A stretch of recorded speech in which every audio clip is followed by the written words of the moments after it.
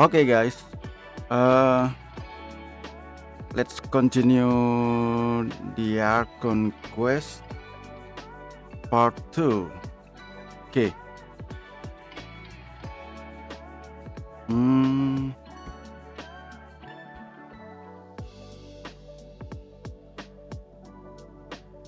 Okay. Let's dive in.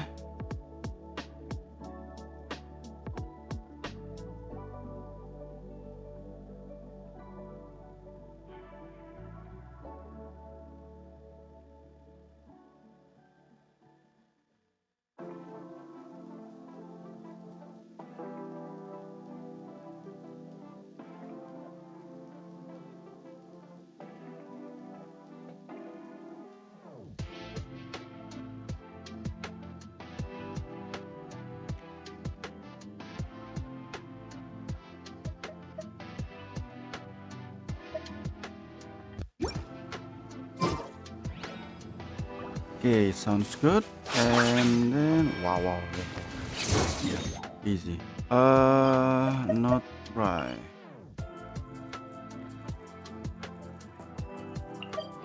Okay, Archon quest Luna 2 part 2. Let's use never.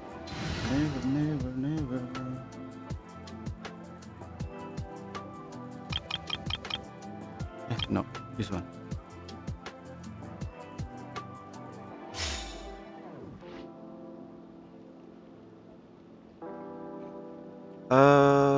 Okay.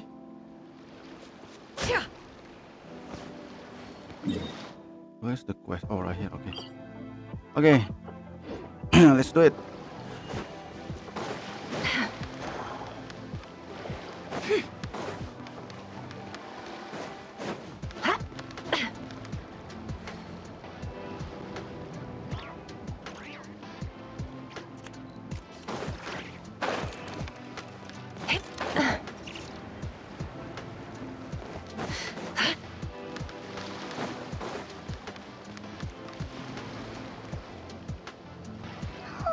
Do you think the others are making good progress? Hope it's all going smoothly. Oh, hey look! They made it back as well!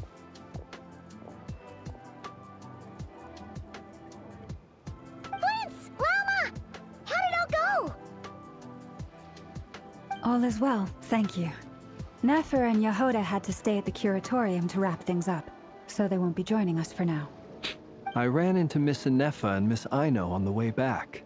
Their work is still in progress, so I suspect they won't be back for a while either. You seem rather cheerful today, Mr. Flintz. I certainly am. I achieved what I set out to do and came away with more than I bargained for.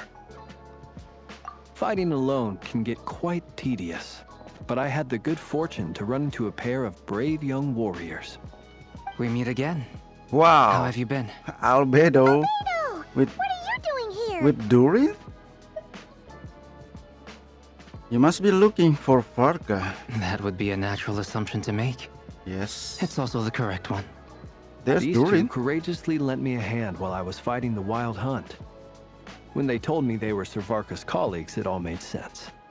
And given how people of outstanding talent tend to cross paths, it's no wonder you're already acquainted. So, who's your travel buddy, Albedo? Why don't you come and introduce yourself?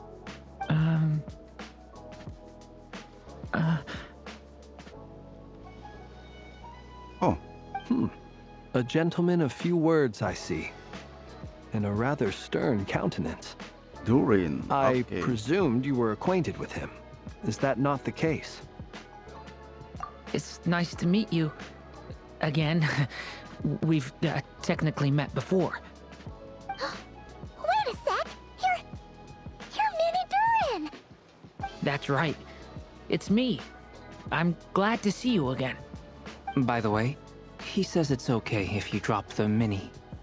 Yeah, I'm not as mini as I used to be. Interesting, isn't it? The first step towards blending into human society appears to be reflecting on whether one's name really reflects who they are. Wow! You look so different! In a good way, of course. It's great to see you looking so healthy. Thank you, Paimon. And although you're as mini as ever, I understand that diminutives don't always convey endearment.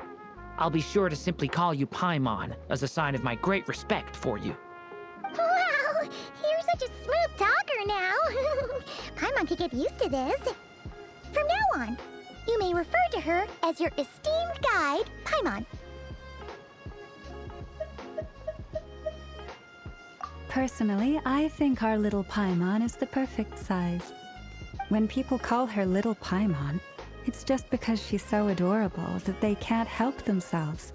If that's not a sign of endearment, what is? You're absolutely right, Miss Lauma.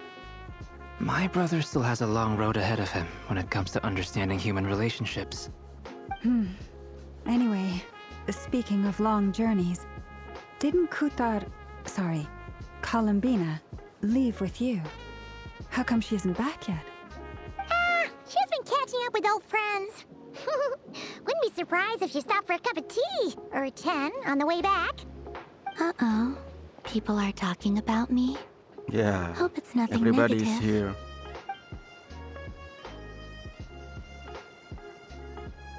Judging from your expressions, I'm guessing it all went well? It's getting crowded here. I'll go grab some chairs. No need. This is a job for an alchemist. I'll whip some up momentarily. Thank you for your hospitality, ladies and gentlemen, but I was merely escorting my friends back. I'll be meeting Zendrone shortly, as we still have some things to discuss. It's been a pleasure, everyone. But this is where I'll say goodbye. We really appreciate your help. Oh, come on. Spare the formalities. I'm just glad I could help out some true friends. I understand. Well, bye for now, Harlequino.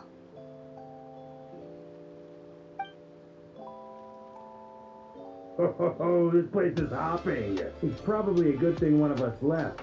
Otherwise, we might not fit all these people in. Are you saying we're about to run out of chairs? As a matter of fact, I am.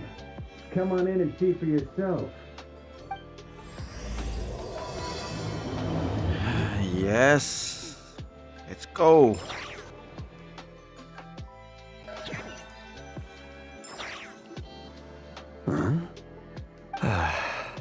Huh? Didn't sleep? I overheard your little chit-chat outside, by the way. With Miss Columbina's colleague gone, we should be back to the original crew plus the other colleagues I brought in.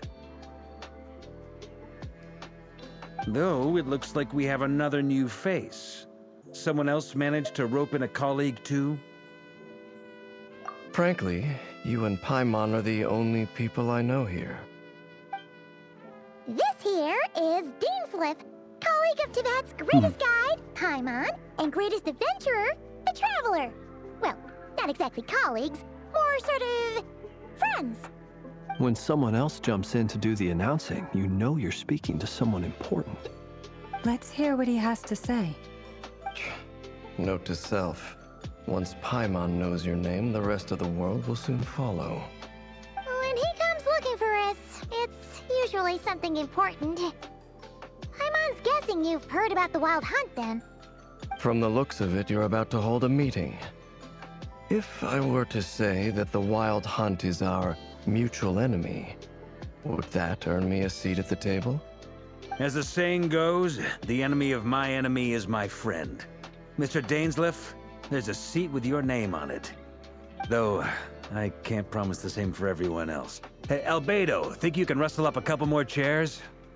After all this time apart, Grandmaster Varka's first order is to rustle up a couple more chairs.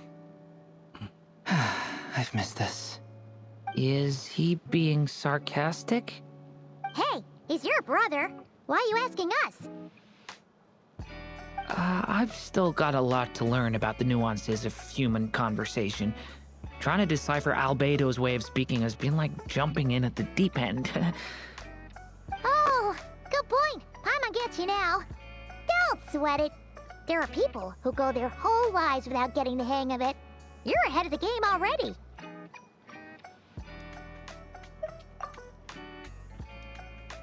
What's wrong? I wonder what's taking Nefer so long. Perhaps you should go and check in with her. If anyone can hurry her along, it's you. I just got back from the curatorium. Besides, aren't you curious to see what's taking her so long? Miss Nefer doesn't strike me as the type to share secrets. And since gathering intel is her specialty, I'm guessing she'd prefer to keep her methods confidential. Under such circumstances, would it not be tactless for me to impose? Oh, but it's fine for me to impose. What can I say? You have an unrivaled ability to garner people's affection, Miss Moonchanter. Besides, you have far more in common with her than I do. All right then. Impressive. She barely fought back at all. I admire your powers of persuasion, my friend. As I'm sure Miss Lauma will realize soon enough, the trick in life is to always pitch in with other people's responsibilities so that you can be selective with your own. Another trick is to simply hide in the background. Spoken like a true sage. Anyway, looks like we've got some time to kill before the meeting. Let's take a little breather, folks. And feel free to chat amongst yourselves. We'll get down to business once the other two arrive.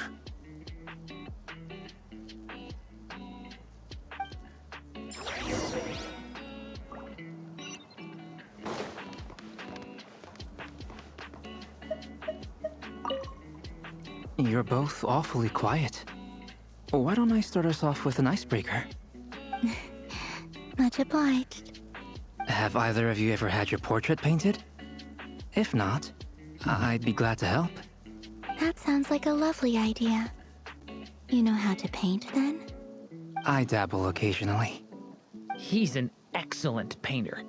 Tables, chairs, people, dragons, you name it. He'll paint it for you. I'm flattered. If I ever get the chance, I'd like to give it a try myself. I'll bear that in mind. Anyway, how about you, Durin? What sort of portrait would you prefer? Oh, I'd be fine with anything. Whatever style feels best to you. Very well. Then I'll play it by ear. You can replicate any style I want? I can try. If you show me a sample, I'll do my best to match it. Thank you. In that case, I'll dig up some reference material for you.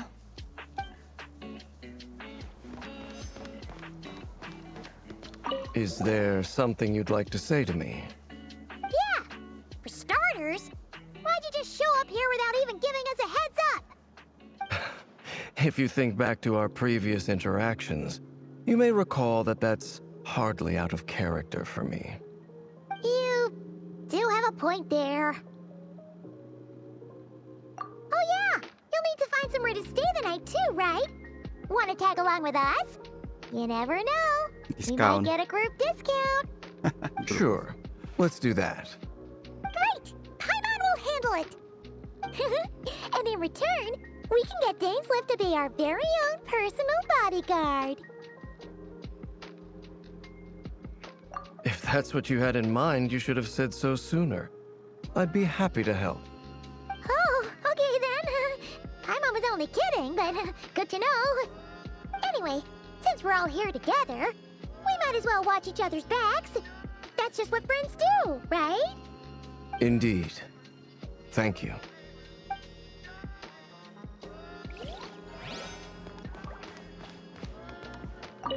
Truth be told, I can't remember the last time I was in a meeting with so many people. You're not alone there, my friend. The Lightkeepers also struggle to bring everyone together for a serious discussion. I don't doubt that. I've only ever met two Ratniki, one being you, and the other being that young guy, Itlua. Itlua is a good apple. I'll give him that. Lure. He's kind, honest, and regularly delivers supplies to my lighthouse. A true Ratnik to the core. In that sense, he puts me to shame. So you're what? A fake Ratnik? That's what it sounds like you're saying. But I get the feeling that's not quite what you meant.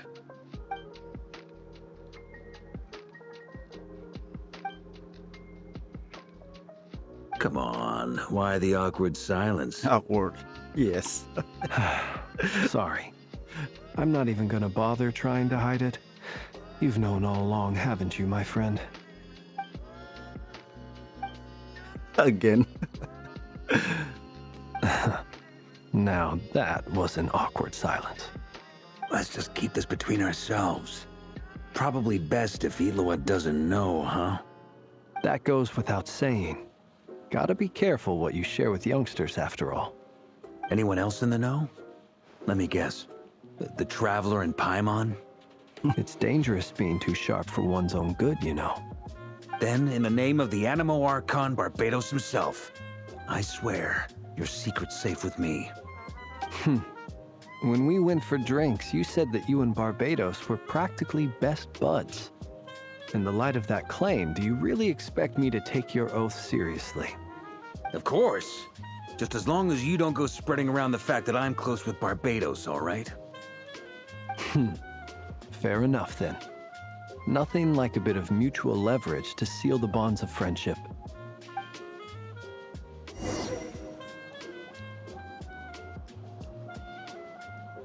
There she is.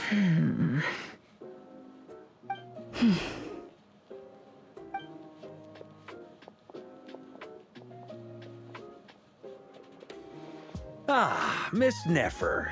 You made it after all. But what about Yehoda?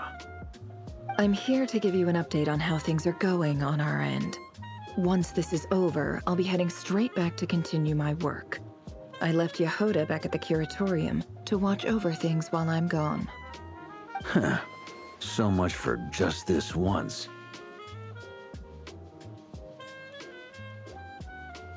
Shh! Not so loud! We're on a roll here. What if she remembers and suddenly decides to back out? Did you say something, Mr. Varka? Huh? I didn't say anything. Right, Flint's? Must have been a frog. They get so noisy around here at nighttime. It's like they're putting on a concert in the background. Anyway, before we begin, there's a few introductions to make. Let me start by saying that it's an honor to be speaking before so many distinguished colleagues and collaborators. First up, we have Miss Lauma. As Moon Chanter, she's the leader of the Frost Moon Scions, a local religious community in Nodcry. Then there's Miss Nefer, boss of the Curatorium of Secrets, an intel gatherer extraordinaire. Nefer is leading the investigation into Rerer's background, assisted by Yehoda and Lauma. From the little I've heard, they're making some great progress. Over here, we have Mr. Flint's, a ratnik and guardian of the abandoned lighthouse. In our last operation, he courageously distracted the Wild Hunt to buy time for the rest of us. For those of you who've never met, this is Mr. Albedo, a renowned alchemist and captain of the Knights of Favonius investigation team. By his side is a new face for us all, myself included, Mr. Durin, who has come to lend his aid. Next up, we have the Moon Maiden and former Fatui Harbinger, Miss Columbina. Then we have the Traveler, who's earned more titles than I could possibly hope to list out, so I'll spare you the rundown. And Paimon, the ultimate travel companion and quite possibly the best guide in all of Tevat. Best guy. Wow! That's a lot of people! Great turnout! A lot of people. Miss Nefer, it looks like you might have another job coming your way, so, congratulations on the booming business, I guess. You think I haven't got enough on my hands as it is? Who's looking for me now? That would be me, Miss Nefer. I have a commission for you. And you are? Who I am doesn't matter right now. What does matter is that I'd like you to gather more intelligence about the Recher of Solnari. Well, it's not as if we never take on anonymous commissions. But in your case, I'll have to decline. I'm gonna take a wild guess and say your job's probably more hassle than it's worth. Something about you seems like bad news. It's my eyes, isn't it? Conrian, I assume. And what's with the mask? Are you trying to hide your identity? In any case, the fact that you're even still alive raises an awful lot of questions for me. She My knows. name is Dainsleif. And yes, I am from Conria. As I'm sure you're aware, the Raker of Solnari's real name is Rerir. He was once an acquaintance of mine. Really? Then you must have been quite an influential figure yourself. You flatter me, but none of that matters anymore. My point was simply to clarify why I have asked Miss Nefer to investigate Rerir's background. So you're both from Conria, and it sounds like you used to be friends. What am I missing here? Surely you already know how he became one of the Five Sinners. I'll tell you everything I know. The history of Conria, the names and identities of the Five Sinners. I remember it all like it was yesterday. I have never spoken openly of this before. But the truth was exactly as people say. The Five Sinners were each driven by their own desires, and it was by playing upon these that the Abyss tempted them to their fall, tearing Conria apart in the process. The visionary, Vedifenir, who wished to foretell the future. The wise, Haroptatir, who sought limitless knowledge. Gold, Rhindaughter, who desired to create life. The foul, Surtologi, who pursued supreme strength. And last, but not least, Raker of Solnari, Rerir, Ravager of the Moon. Of the five, Rerir is the only one who remains a mystery to me. He never harbored grand ambitions.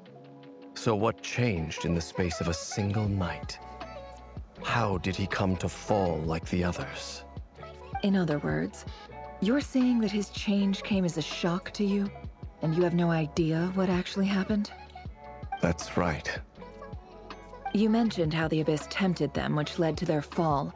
But what did that look like in practice? And what other context can you give me about the events of that time? The more detail you can give me, the better. Strangely, now that it comes to it, I hardly know where to begin. The fateful night took place during the era of the Eclipse Dynasty. One day, my elder brother, the visionary, Vedifenir, was summoned to the palace by the Vinster King, only for the king to gouge out his eyes and cast him into the dungeons. When I came to hear of this, my fury knew no bounds. I gathered together every ally I thought I had, and together, we set a night to storm the palace and free Ved.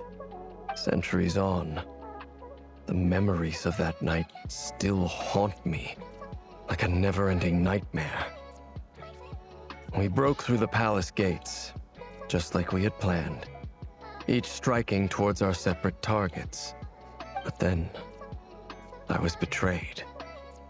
Even Vedifenir, the very person I had come to rescue, abandoned me and partook of the Abyss's power. So, it's personal after all. Yeah. Then tell me, Mr. Dainsleif, what price are you willing to pay? You, of all people, must know that nothing comes for free. I cannot say what price would be worthy of such a commission. But know this. Rerir was not always a madman. Believe it or not, there was a time when he was just an ordinary man, working for the Conrian Intelligence Service. Uncovering the truth of Rerir's past is the only way to unravel this mystery. But before you decide if you will accept my commission, I will tell you more about him. Enough, I hope, to help you plan your next move. Sounds pretty good to me. Feels like we just flagged down a random passerby, only to discover he's actually a master strategist who has a score to settle with our enemy.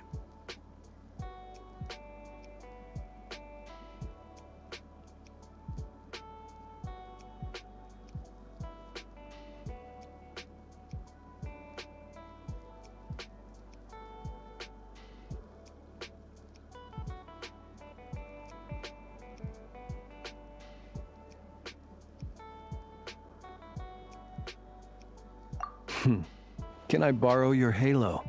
It could be useful in the lighthouse. Hey, enough with the wisecracks! Besides, isn't that lamp of yours bright enough already?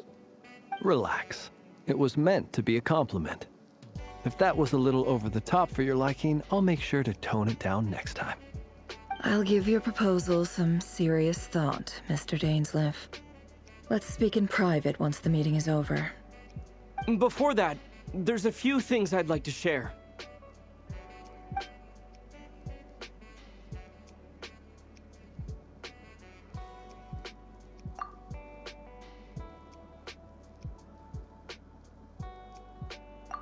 Now that we've united the hearts of the three moons, your power should be greatly enhanced. But it seems like that hasn't happened yet. I believe it will take a little longer. You've done so much for me, so I want to be completely honest with you all. Even though I'm doing a lot better now, the truth is, my recovery will likely be an ongoing process. From the moment I was born, my power has been slowly ebbing away. And that is because Tevat has never accepted me. Even with the moons united as one, it seems my rejection cannot be undone. So far, I have yet to find a solution. It may turn out to be a problem that will plague me until the day I finally leave this place behind. Even so, I will do everything in my power to help you drive out the Ray here of Solnari. As Arlecchino put it, this is not about chasing the spoils of victory. It's just a gesture of heartfelt gratitude. Kutar.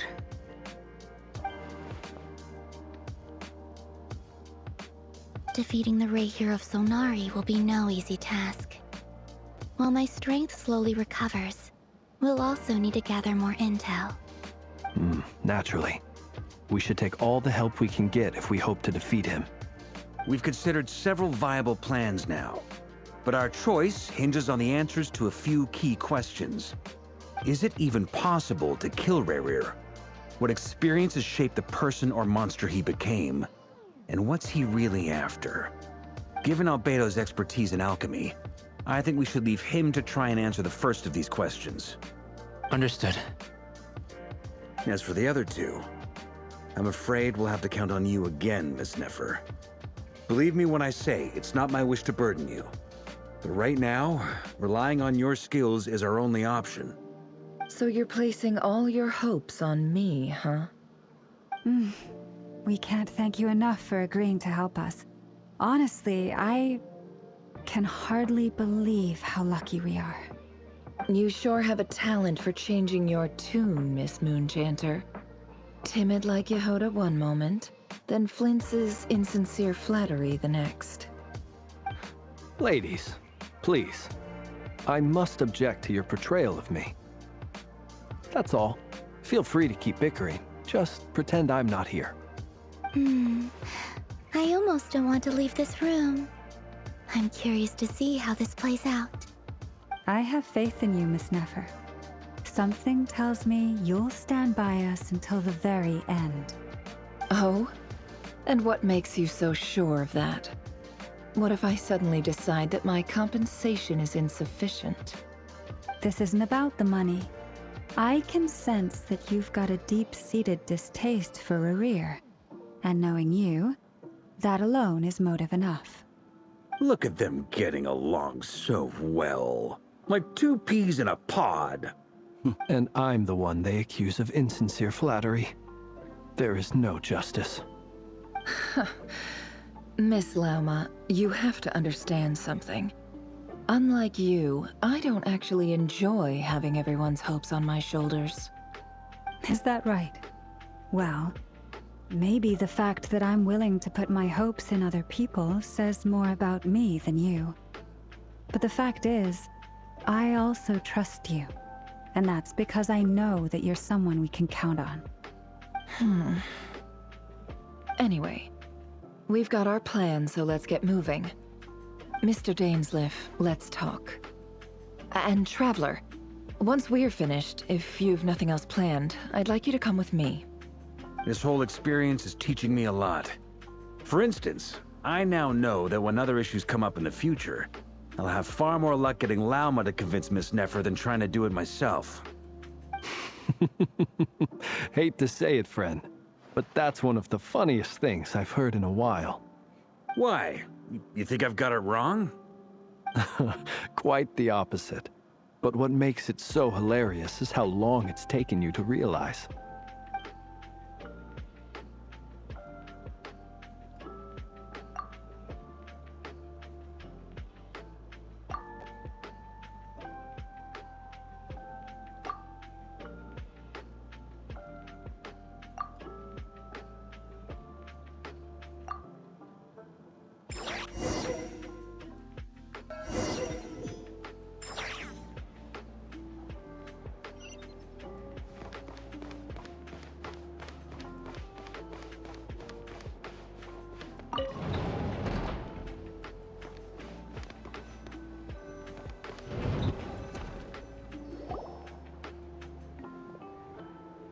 Thank you for waiting. That's okay. We actually used the time to help Dainsliff get a room at the hotel. That's very considerate of you. Now, I trust you share my curiosity about Rerir's past, and you seem fairly familiar with Mr. Dainsliff already. Yeah, it's been a long time. We spoke at some length after the meeting. He was the one who suggested I should invite you to join this operation. He feels confident that these secrets will be safe with you. Dane has a lot of faith in us, that's for sure. Likewise.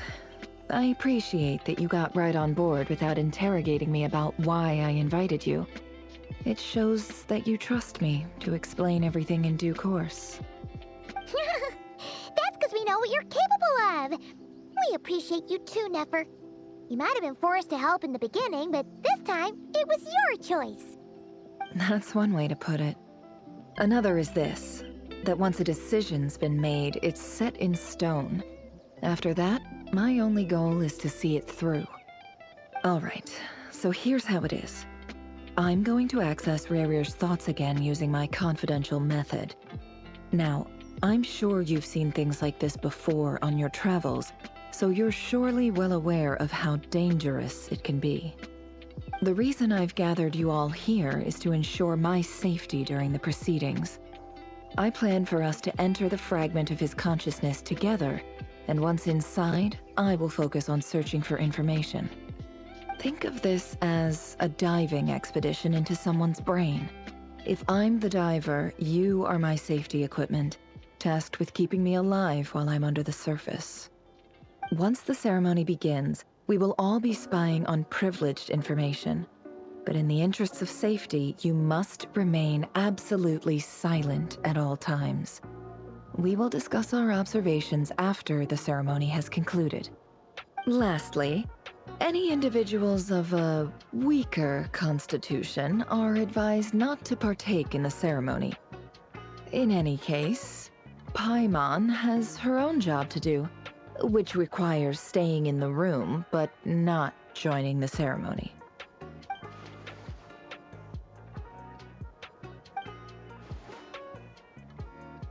Well, good luck, everyone!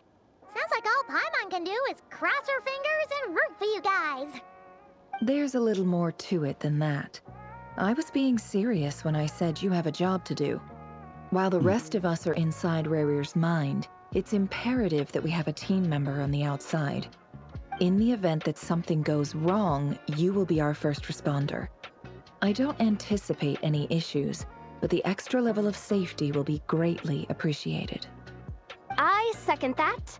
This is a dangerous operation here, and you're our whole rescue team. That's pretty much the most important job in the crew. So, Paimon's like the lifeguard? Lifeguard. Yeah, that makes sense. All right, got it. Good. Please, take a seat. We'll get started momentarily.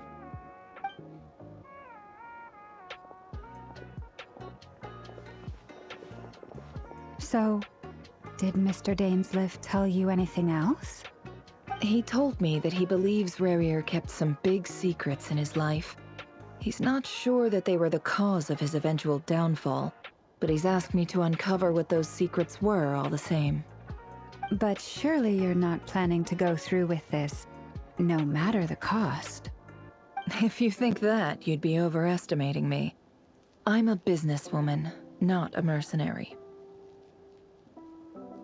But I do have my own professional reasons for taking this job. You think I'd turn down the opportunity to get a first-hand glimpse into Conrian history? No chance. Well, as long as you don't let morbid curiosity get in the way of safety concerns, we're good. We'll do whatever we can to help you.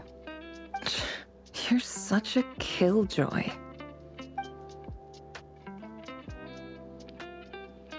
Ritual? Okay.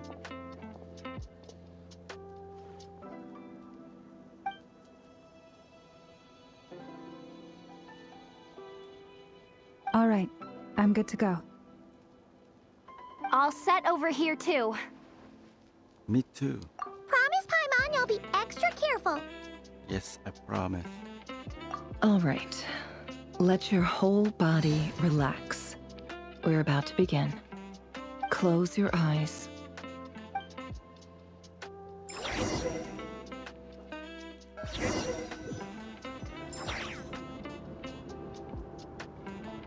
Phew. Could this be his office? Pretty standard setup. Bookshelves, paperwork, files. According to Dainsliff, Rarier used to be an intelligence operative. Chances are there's plenty of top-secret intel stashed away in this room. Is this where you keep your secrets, Rarier? Can't say I'm not looking forward to this.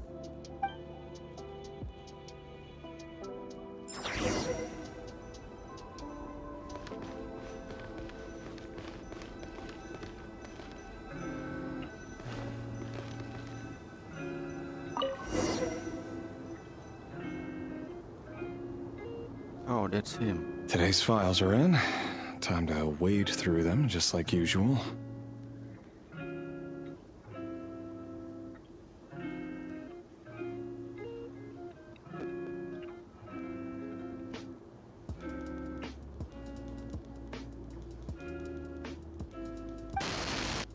Male, 51. Occupation, cook. Confirmed Crimson Moon descendant. Has maintained frequent contact with other descendants over the past year. Poses a threat to the dynasty. Neutralized. Wow. Wow. Is he going to eliminate people?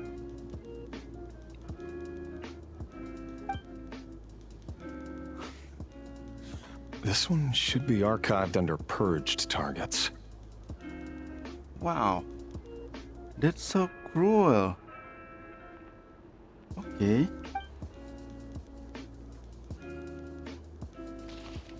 Female, 23. Occupation, office clerk. Confirmed Crimson Moon descendant. Okay. Has maintained frequent contact with other descendants over the past year. Poses a threat to the dynasty. Wow. These are people, it's a threat by... Okay. So... Neutralized. They become eliminated by Rarier. Okay. Another one for purged targets. Sounds like she was that other man's daughter. Wow, the whole family, they eliminated. Never mind. What's it got to do with me?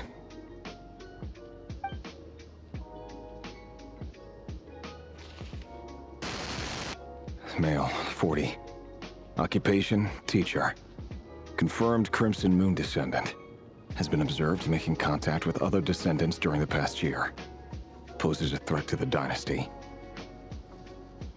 Neutralized on...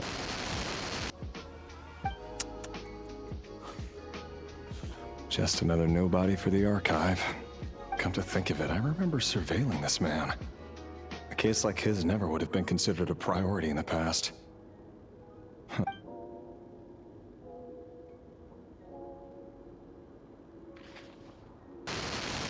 Female, 16. Even Occupation, the none. tent? Orphan and confirmed Crimson Moon descendant. Has been observed making contact with other descendants during the past year. Poses a threat to the dynasty. Wow, they don't care about the ages. Wow, no matter how old are they, this. Wow. Neutralized on...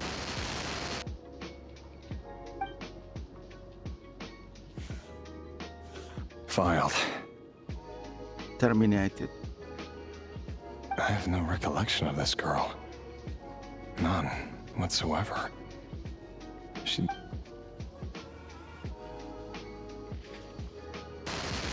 Female, 13. 13? Occupation, none. Orphan and confirmed Crimson Moon descendant. Orphan. Has been observed making contact with other descendants during the past year. Poses a threat to the dynasty. Neutralized and... Wow. Filed. How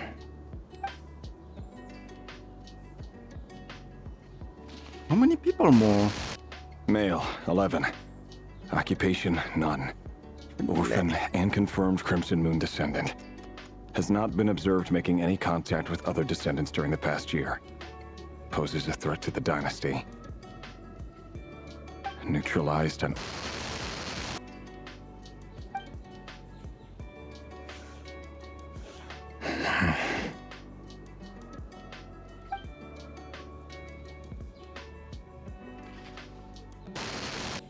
Male. 6?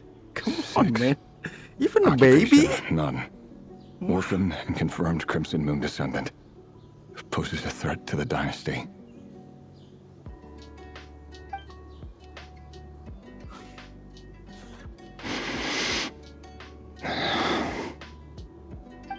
It's funny, isn't it? Your job is becoming both harder and easier at the same time, depending on how you look at it. Sooner or later, the Crimson Moon descendants will be completely wiped out. But as their numbers They wiped out. they become harder and harder to track down. That's why they try to track That's down them. not how it is. Fortunately, however, most of the able-bodied adults have already been taken care of. The remaining weaklings will be increasingly easy to deal with. No!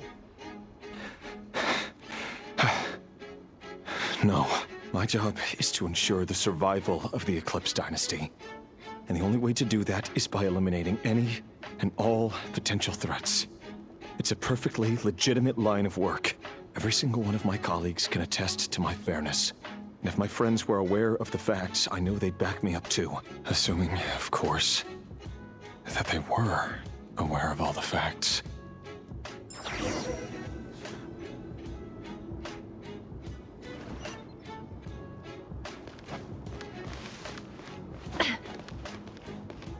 Hmm? Oh. He looks even gloomier than last time. I wonder what's changed.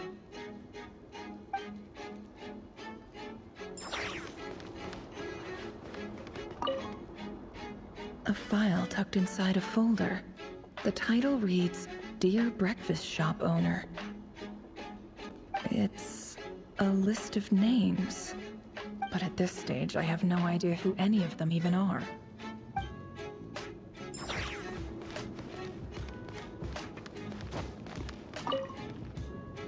Bookshelves full of documents.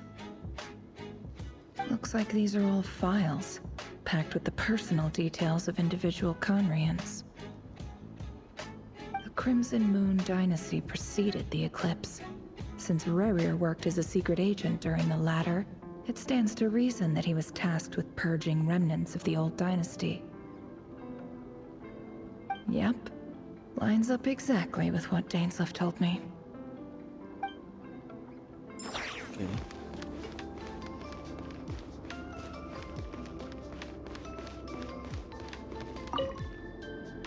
A box containing a ring inlaid with a precious gem. Must be for his girlfriend. Okay. It's for his fiancée.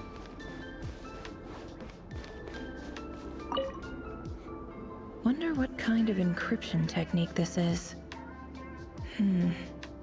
Seems like it has to be inserted into that camouflage device nearby. Aha! It's an audio recording. Audio recording? Please, hear me out. I can't shake this feeling that someone's been spying on our house. No, I'm not being paranoid. It's true. I saw someone dressed in all black. It was a couple of days back, but that was on another street, not near my house. I swear, I know what I saw! There's a note in the margin. Surveillance of the Runfarther residence has concluded. We apprehended the target and filed the mission report last night. Could the voice in the recording belong to one of Rarier's targets? Okay. One is there, one is here, and then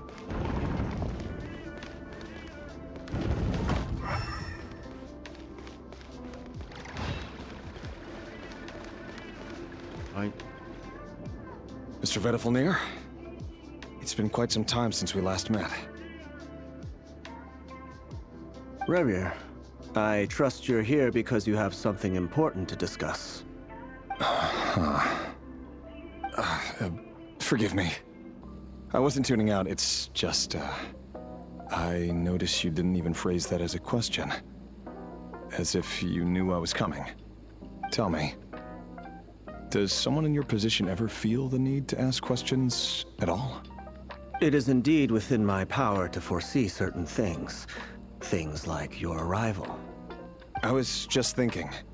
It won't be long before I'll be inviting both you and Dane to my wedding. That isn't a lie, but nor is it a fact as such. It's a wish, isn't it?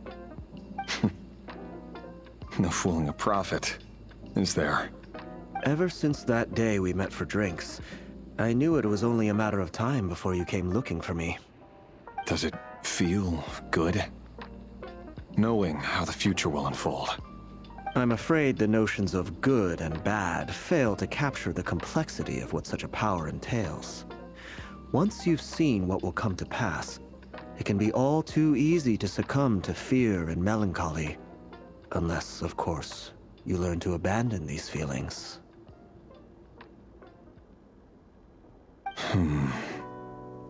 You fear my silence, and long to hear the words I left unspoken that day. That's right. You must have noticed my reluctance to broach the subject. And the reason is simple. Because the truth could never have lived up to your hopes. For both our sakes, such words are better left unsaid. The burden of prophecy was never meant for your shoulders. So who exactly do you deem worthy to hear your prophecies? None but our exalted king? Or rather, our king as he once was. You're closer to his majesty than I am. You must know better than anyone how much he's changed. You say that as though it is to my benefit. Yet precisely because of that, I dare not speak rashly. A king can turn out to be the most virtuous of rulers, or a tyrant more terrible than the most vicious of dragons. You are so wise and far-sighted, yet still you would have me live in fear of the unknown? You make a fair point. Especially given my silence alone was all it took to send you spiraling downwards. Very well then. Let me offer you some advice. And I say this not as a prophet or a visionary, but simply as the brother of your friend. For many reasons, there is very little chance of your marriage ending in happiness. If happiness is what you seek, you should find another fiancé.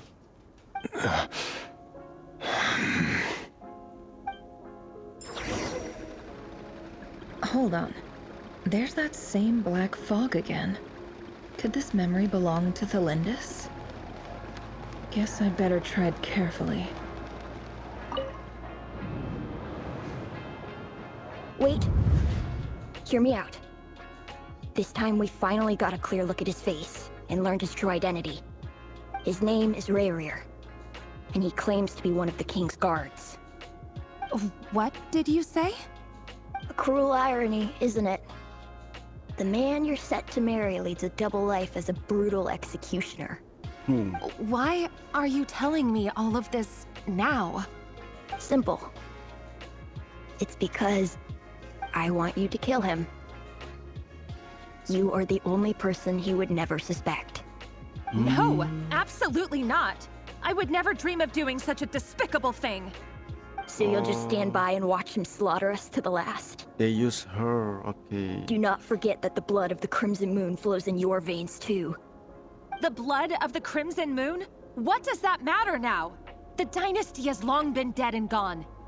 You think that alone is reason enough for me to throw away everything I have? Why wouldn't it be?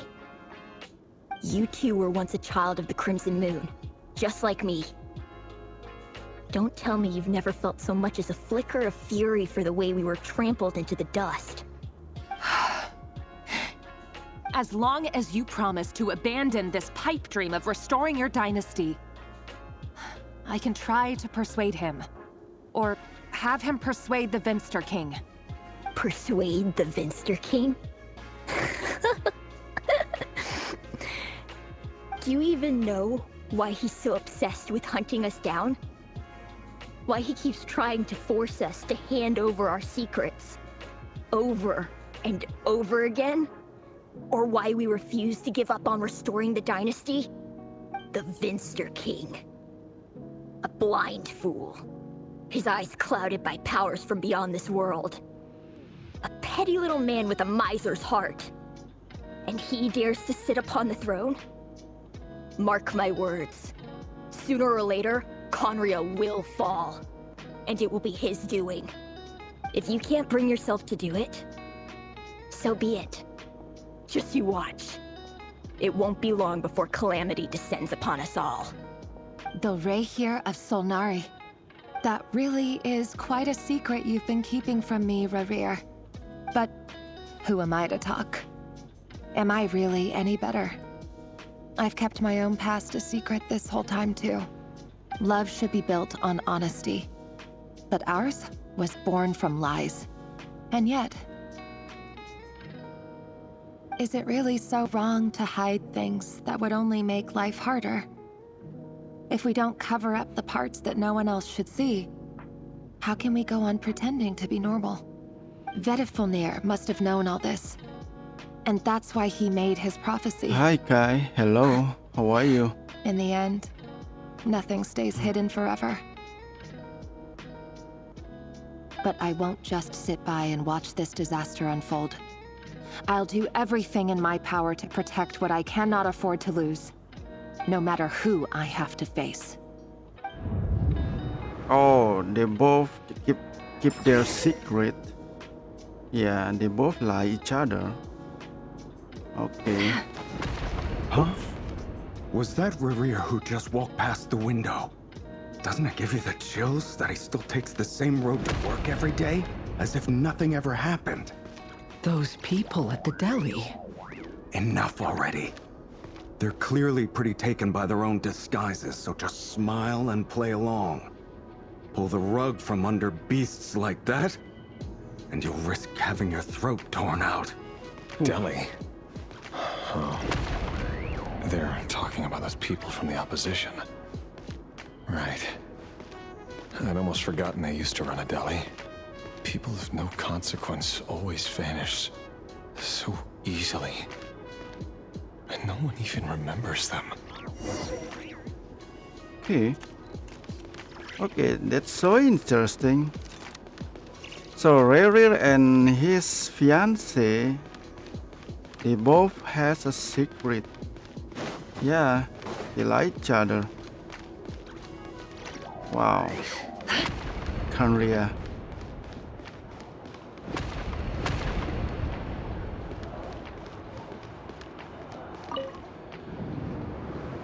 But surely you can see he's not the man he pretends to be. So many have died already, and they say that the king's madness grows with each passing day. We're not going to survive this, are we? But why does it have to be this way? Do we really deserve to die just because of the blood that runs through our veins? Felindis, are you even listening? Sorry, Freether. My mind was off wandering.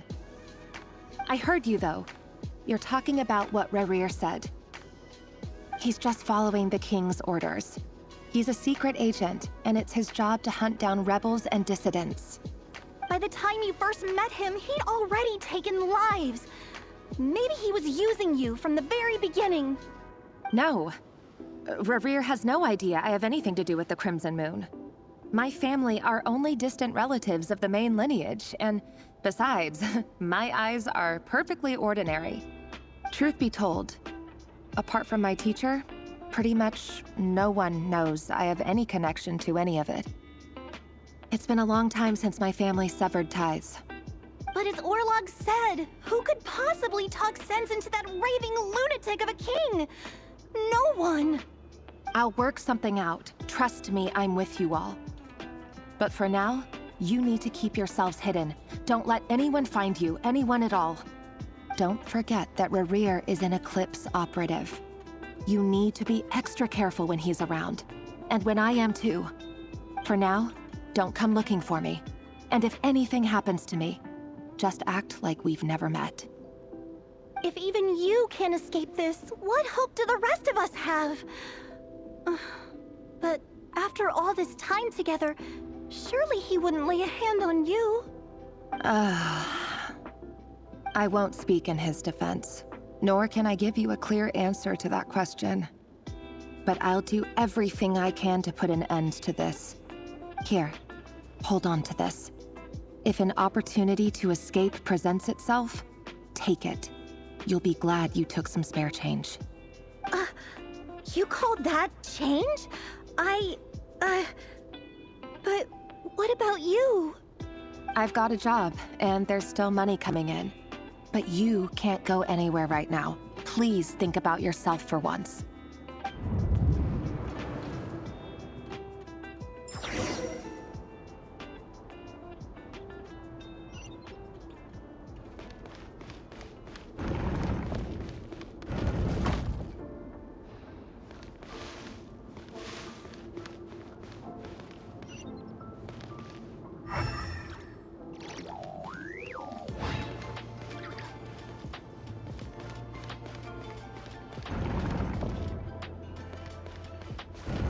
Another day, another round of assassination training. Training ground is just beyond this hidden passageway. When you kill a person, doesn't it bother you when you end up covered in their blood? Why would it? Aren't we all just walking blood bags? But not everyone is accustomed to hunting down others like prey. You've been a hunter for so long now.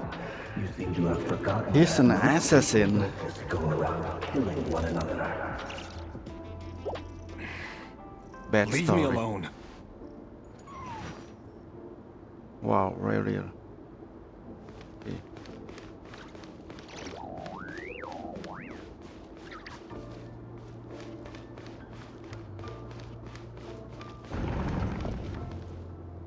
What? Oh, it's for the training. Okay, assassin training. Wow. Okay. It all adds up. Make sure you have a firm grip on the handle. Then choose your angle well. Keep your movements light and brisk. And the prey won't sense a thing. I'll bet no one's ever died a quiet death at your I work clean. No traces.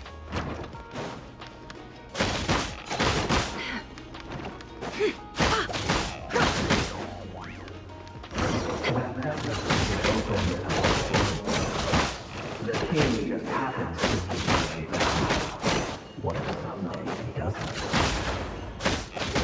That won't happen. He's changed. Ever since he realized that power. You had to take on a handful of the guilty. The ones I've dealt with have always been guilty. And I've carried out my work flawlessly.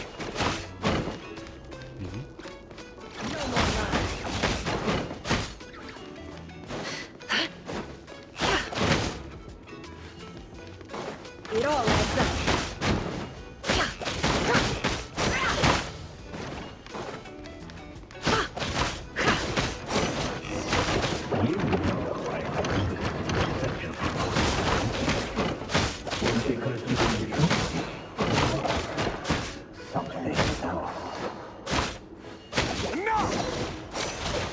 Ooh.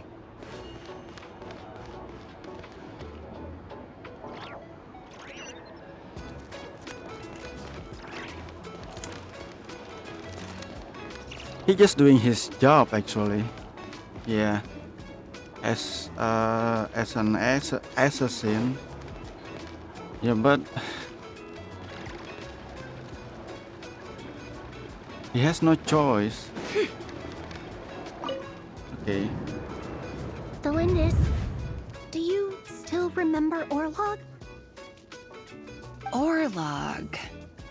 The boy who was pretending to sell flowers. You spoke for quite a while, didn't you? Yes, we did. What about him? He was arrested 2 days ago. Chances are he's already dead. Eliminated. He... I just don't get it! After everything he's done, why do you still stand by him? Yeah. Or does it mean nothing to you that people keep dying? No, that's not... Just hear me out. I need to go now, Delindis. They're looking for us. You take care too. She have to choose. If you ever need a place to hide, come find us.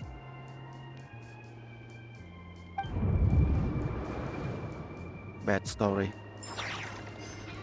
For Rerir and his fiancée.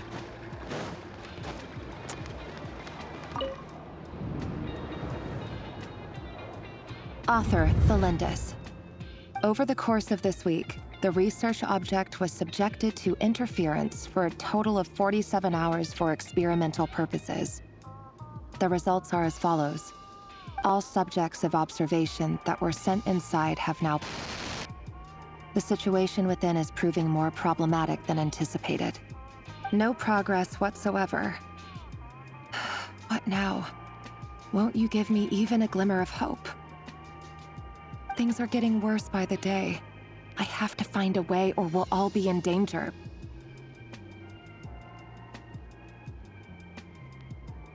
But I...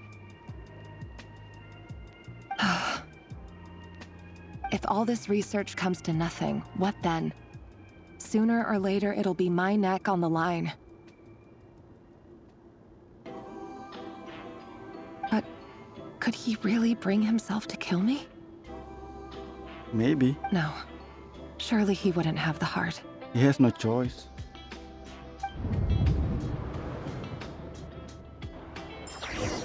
Or maybe he will keep her alive because he loves her.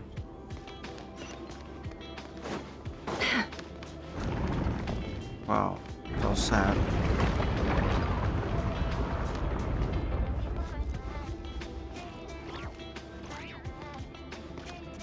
Why won't you just let us go? We don't even know each other. All we want is to live ordinary, peaceful lives. You want to live?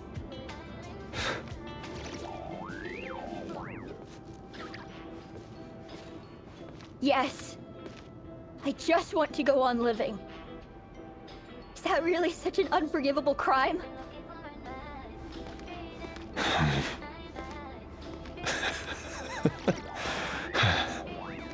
You want to go on living. I want to keep living too. To keep living forever. That's why I have no choice but to continue on the path I'm on. If only some savior would suddenly swoop down and change the way the world is. Too bad that's not going to happen.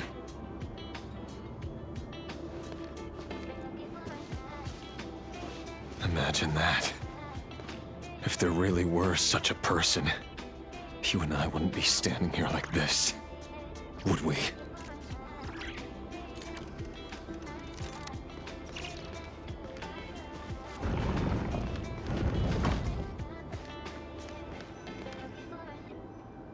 Today's files are in. Time to wade through them just like usual. No, I don't get tired of it. It's my job. And not only am I lucky to have it, I'm good at it too.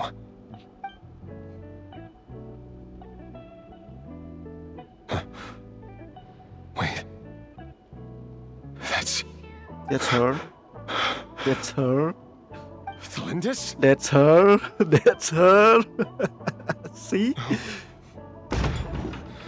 No. See? No! Why? But you bear no mark of the Crimson Moon. She's on the list. How could you possibly have anything to do with them? It cannot be. Yeah, it cannot be. A diluted bloodline. Oh, there is a bloodline. Okay. I see it now. You've been living in the shadows just like me. What a fool I've been. Numbing myself with talk of justice. Even imagining my friends would back me up. But in the end, That's a hard decision. Irminsul. Finster King! How far are you going to take this? From the direct bloodline to secondary offshoots? And then what? Today it's the descendants of the Crimson Moon. Who will it be tomorrow? Will you not rest until everyone down here is dead? No. This cannot go on. This is where it ends.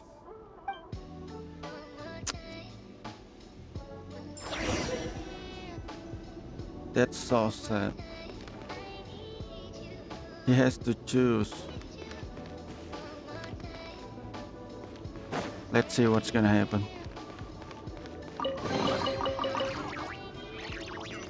Where should we go? Right here. Is he going to kill her or what? Or no?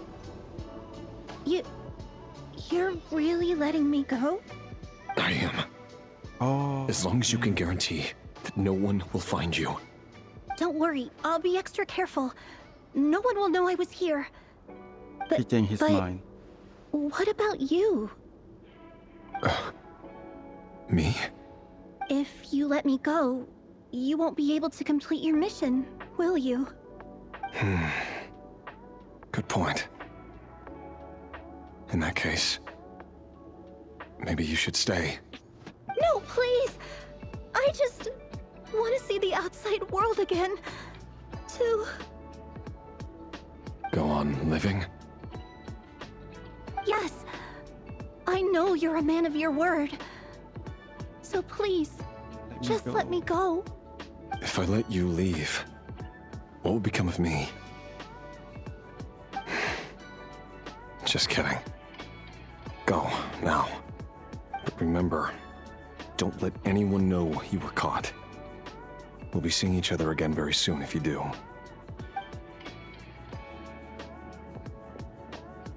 Even shadows in the dark must live by a code. But you can't save everyone. You've been whispering in my ear for days now, Vedavulnir. What are you trying to do? Break me down? I only say this because you long for an answer to your problems. Let her go, Revere, or you risk losing everything. I will not abandon Thalindis. Then you'll need a little more vigilance and a lot more power. power. The world is changing, Revere. Keep your eyes peeled for your moment of opportunity. That voice used to be so unclear, but now I know exactly whose it is. It's Vedalfnir. He won't tell me how to actually resolve any of this, but he keeps trying to manipulate me like a puppet. What's his game here? Tell me then. What will this moment of opportunity look like? And no answer. He's like a ghost. Always disturbing me when I'm on edge, but never answering when I need him most. So, the Eclipse Dynasty was purging, well, massacring the descendants of the Crimson Moon. And it seems like it was all connected to the Vinster King's research. The King's obsession with abyssal power left the future of Conria hanging in the balance. No wonder every aspect of Rerir's life was so unstable. And it looks like this Thelindis, Rerir's would-be fiancée, herself belonged to a sub-branch of the Crimson Moon Dynasty's descendants. It almost defies belief that a couple like them could hide the truth from each other for so long. If the Vinster King hadn't intervened in such a drastic way, they might have gone on deceiving each other for the rest of their lives. And why does Vedalfnir, Daneslif's older brother, keep talking in Rerir's head? This guy kept more secrets than I ever imagined. The human mind is like a vast desert of shifting sands. When you follow the flow of someone's memories, you only ever see the parts they're willing to let surface. Time for something a bit more creative. We've been inside Rerir's mind this whole time, building up a picture of his psyche. There's already enough clues on the board to start reading between the lines and mapping out the rest. Now, we can finally begin to put the pieces together. Sure, it'll only be a reconstruction, part simulation, part reasoning, but it's usually pretty accurate. Once we've built up a cognitive profile, we just need to cross-check the logic behind his actions. And then we'll be able to take a sneak peek at whatever it is that Rerir has really been hiding.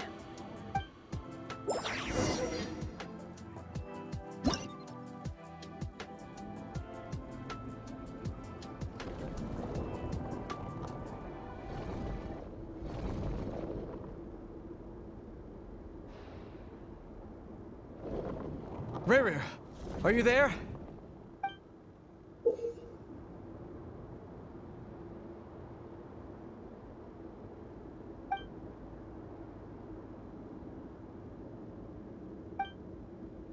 Okay.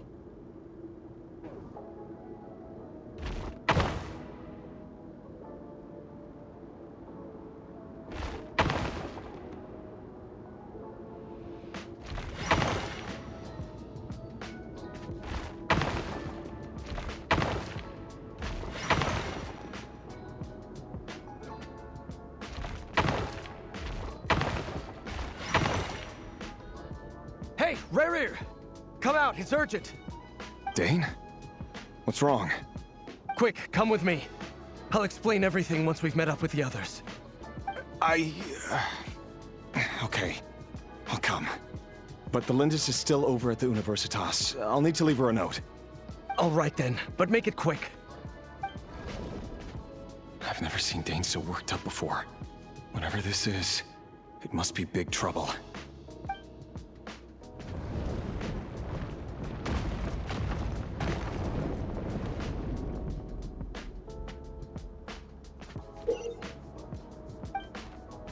Okay.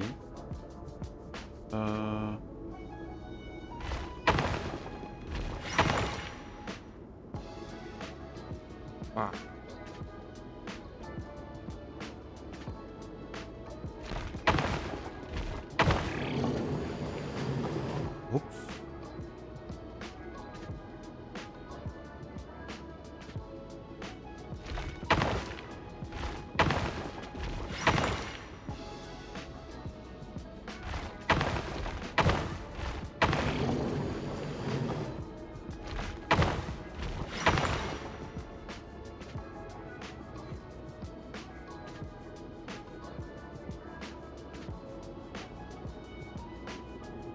Well, this is a nice change, random. meeting you all at this hour. When men and women of ambition can speak face to face in broad daylight, I say that's a big step forward for our dear Conria. Don't be ridiculous. We do not fear the day. Why would we seek refuge in the night? You might ask your blade that same question. I'm told it prefers the cover of darkness. The word on the street is that Sertologi only strikes when he has an unfair advantage. But that is patently false. I see you're missing an arm and a leg. Surely only a fair fight could explain that. If this is your way of offering me replacement limbs, believe me, I'll take them. Oh, we can certainly discuss that. With bioalchemy, anything is possible. Assuming I have your full support in my research. Lunatic. Robtatir. Oh, so what brings you here? Why, Dainsleif, of course. He invited me. Please, cast aside your apprehensions, Miss Rhindaughter. Whatever the rumors may say, I am but a humble servant of the king, and I can assure you he affords me no greater convenience than he does you. Well, the Universitas Magistrorum won't stop fawning over you. So at least some of the rumors must be true. You're clearly doing well for yourself, so drop the humble servant act. It endears you to no one. You're president of the Universitas Magistrorum, the chief royal mage known as the Wise by royal appointment, and by far the most favored among the 4 pillars of Conria. Vice President Veit doesn't even try to hide his envy when he sees you. My success is the product of hard work and good luck. It's as simple as that. Were the king not such an extremist, I hardly think I would have received a senior post at my age. Of course, no job is without its gripes. Serving a king like ours can be a challenging task, as I'm sure you can imagine. And as for Efterveit, in missing out on the presidency, he's dodged a mountain of stress. Like everything else in life, it comes with pros and cons. You're all here. I apologize for the short notice, but it was an emergency.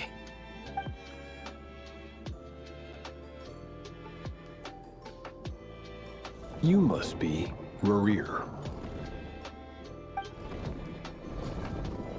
Mr. Sertologi.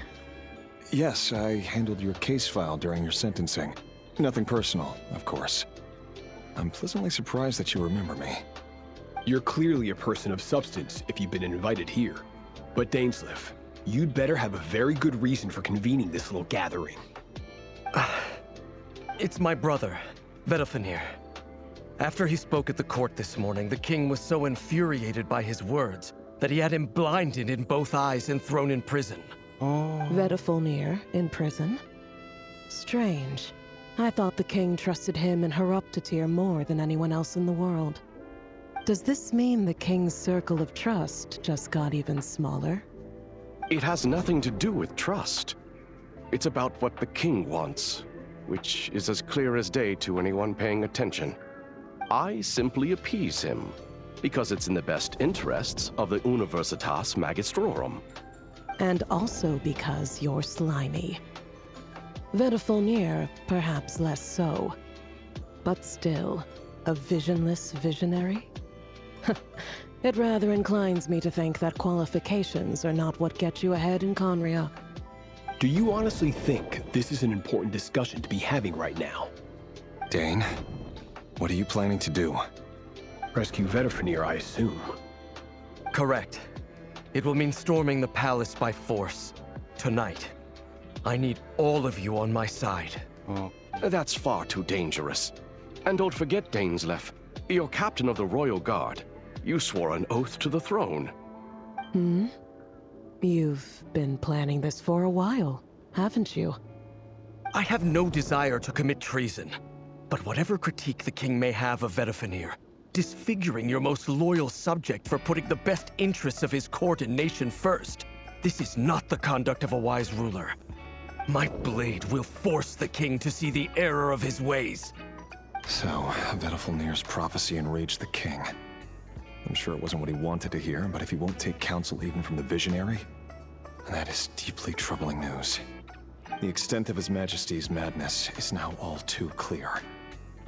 The question is, how does a man like me get out of this situation unscathed? You have noble ambitions, Dane, but I'm afraid they don't do much for a guy like me. I'm not interested in saving the world. All I want is a letter of pardon. A letter of pardon? For whom? Thelindis? Thelindis, yes. The chances of the Vinster King issuing a pardon for anyone connected to the Crimson Moon seem vanishingly slim. Yeah, you're right.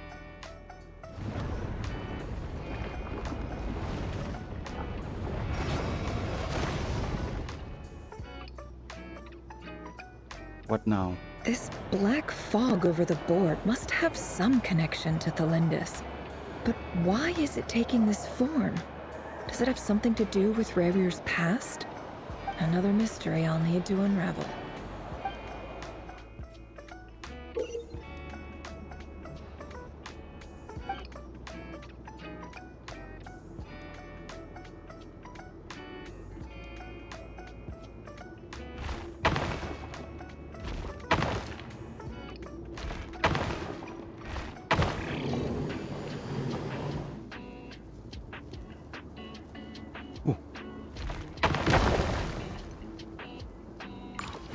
No.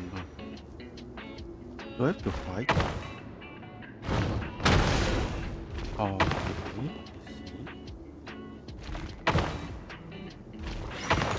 I got 4.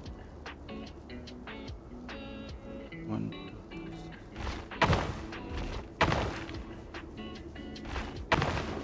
2, 3, 6. No. No.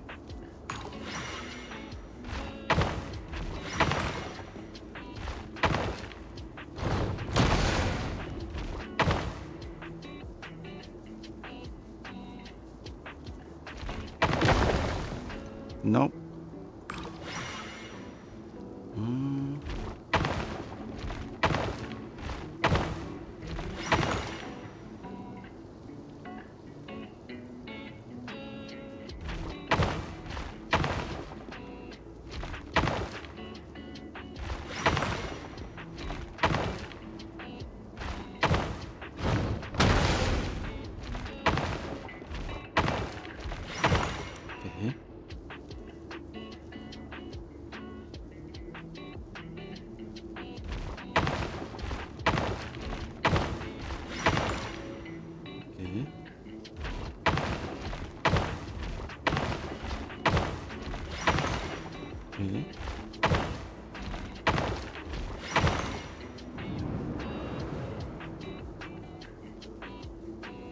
Author Thelindis.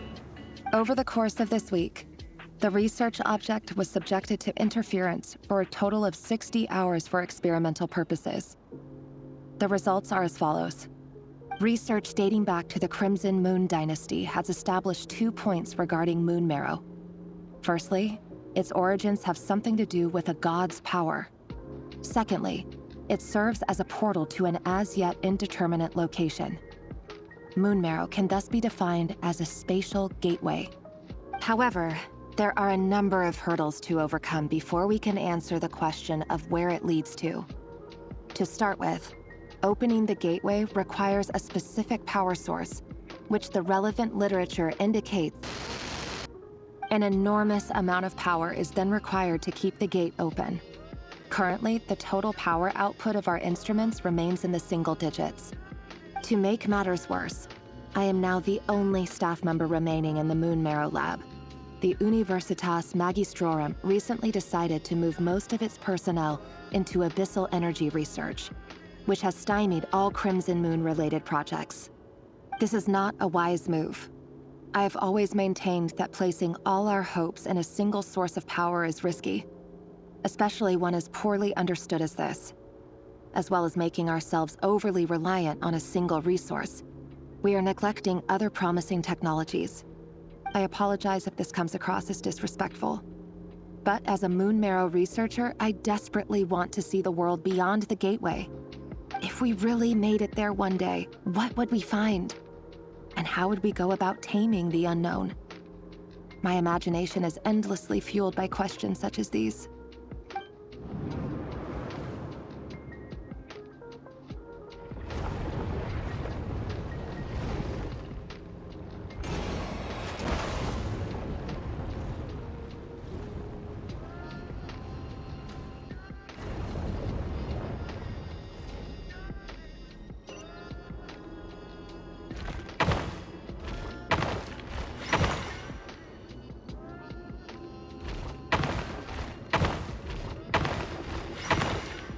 Five. Okay.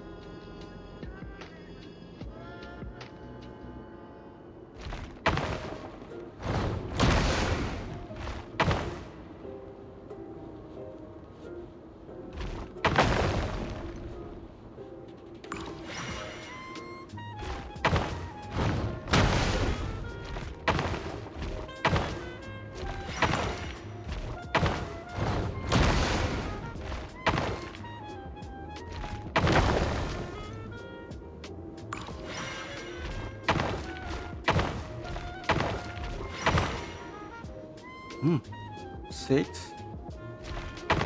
Okay.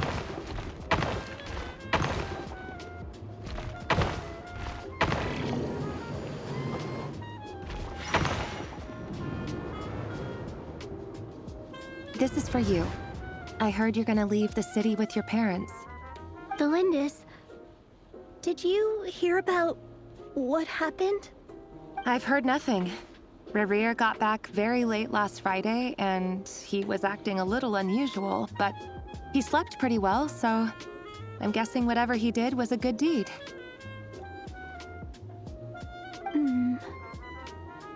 You never saw him, and I don't know what he did.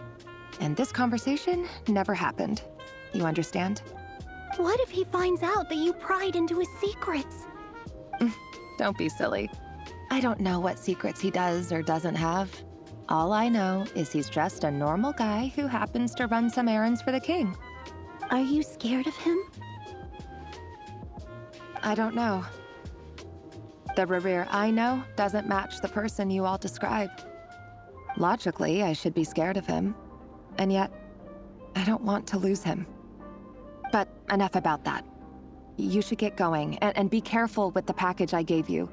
Keep it secret. Keep it safe. What's in it? A piece of the moon. All you need to know is that as long as you keep it safe, then in the future, everyone will be able to see a red moon. Okay. A red moon? You mean our moon? That's right. Our moon. Promise me you'll look after it. I promise, Delindis. The Crimson Moon bloodline will never die out. Its light, the color of blood, will become like a fire that flows in our veins, no matter how long it takes.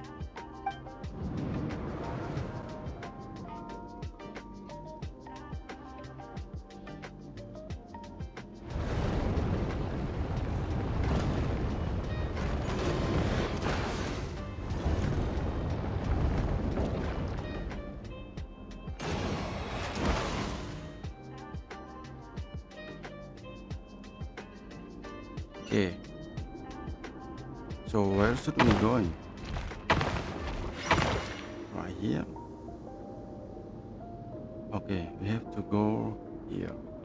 Okay.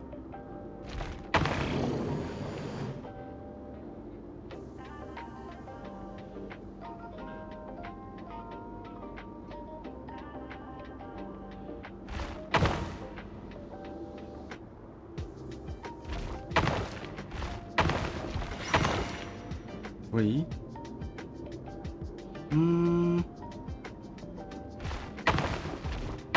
No. Nope, no, no, no, no, no, no. Okay, let's try this. Okay, 5. No, it's not enough.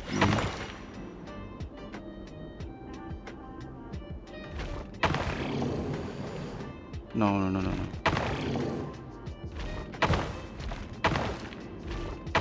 No, no, no, no, no.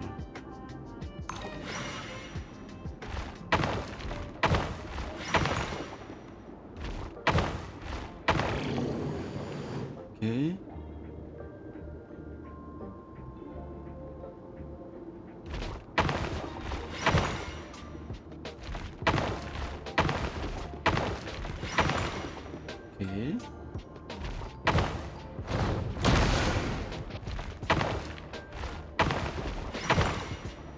Right. 1, 2, 3, 4, 5.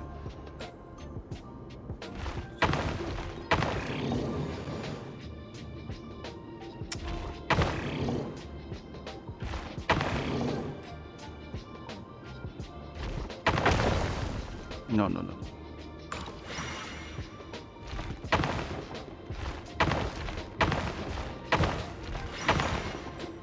Gotcha.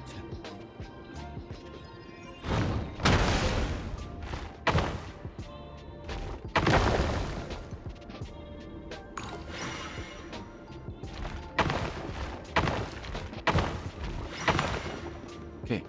Hurry, everyone, and stick to the plan. Sir Dainsleif, what are you? Is this treason? You know what happens to those who betray the throne. Please, don't do this! It is the king himself who has betrayed the throne. He has betrayed all of Conria. If you have any love left for justice in your heart, you should join me. It's showtime. Dane and his group will handle the troops in the palace. Then Hraptatir and Rheindotter will disarm the security measures. My job is to enter the prison and rescue Vedafilnir. Stay safe. Wish me luck. Look after my brother. Draw your blade. It is time for justice to prevail.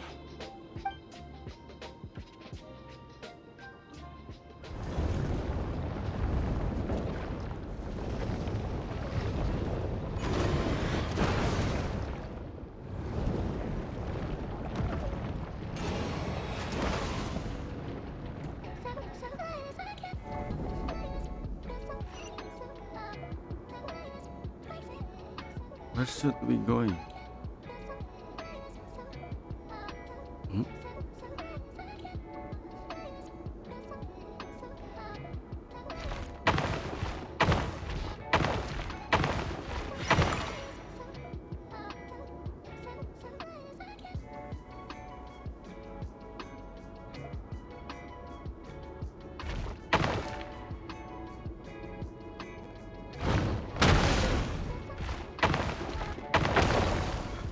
No, sorry. Okay, let's move on. Okay. 1, 2, 4.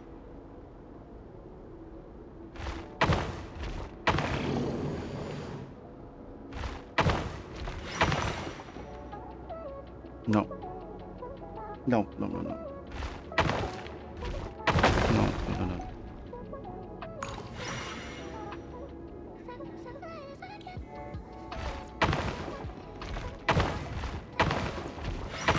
Got it?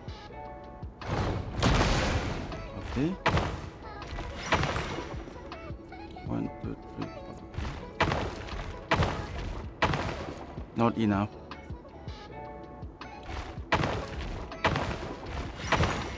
Got 4. 1, 2, 3, 4.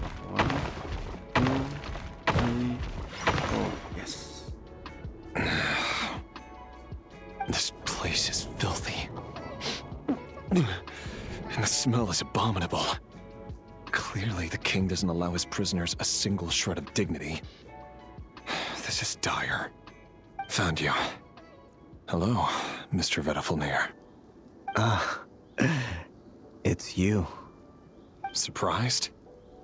Oh, wait. I guess surprise isn't an emotion that prophets feel very often. I certainly felt some surprise in the moment when I was blinded.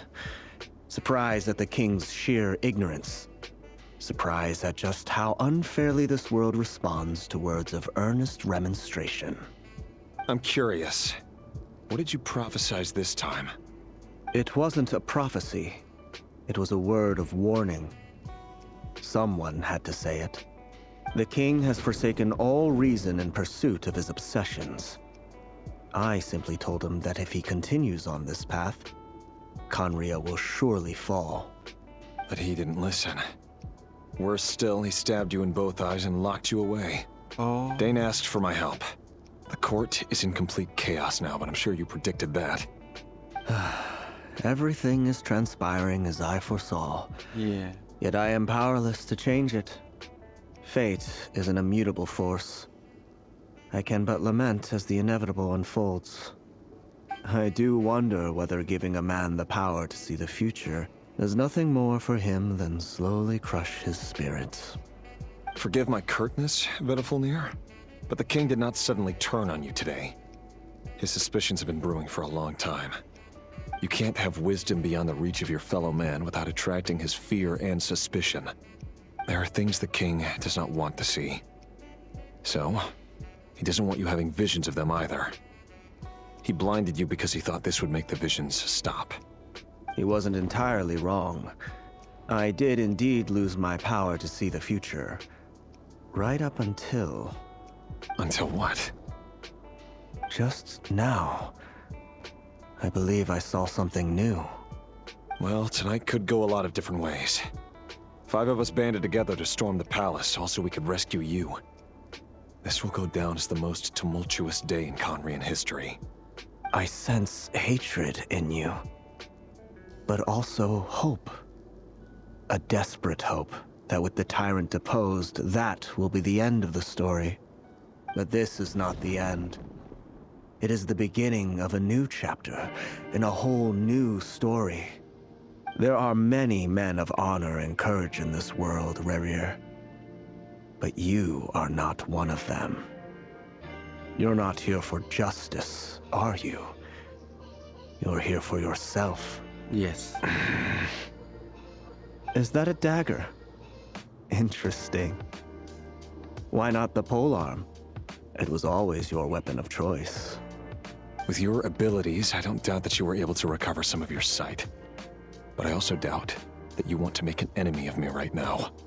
Of course not. We're on the same side, aren't we? We could be. But I need you to be honest with me, Vedafulnir. At this point, you're my only hope for the future.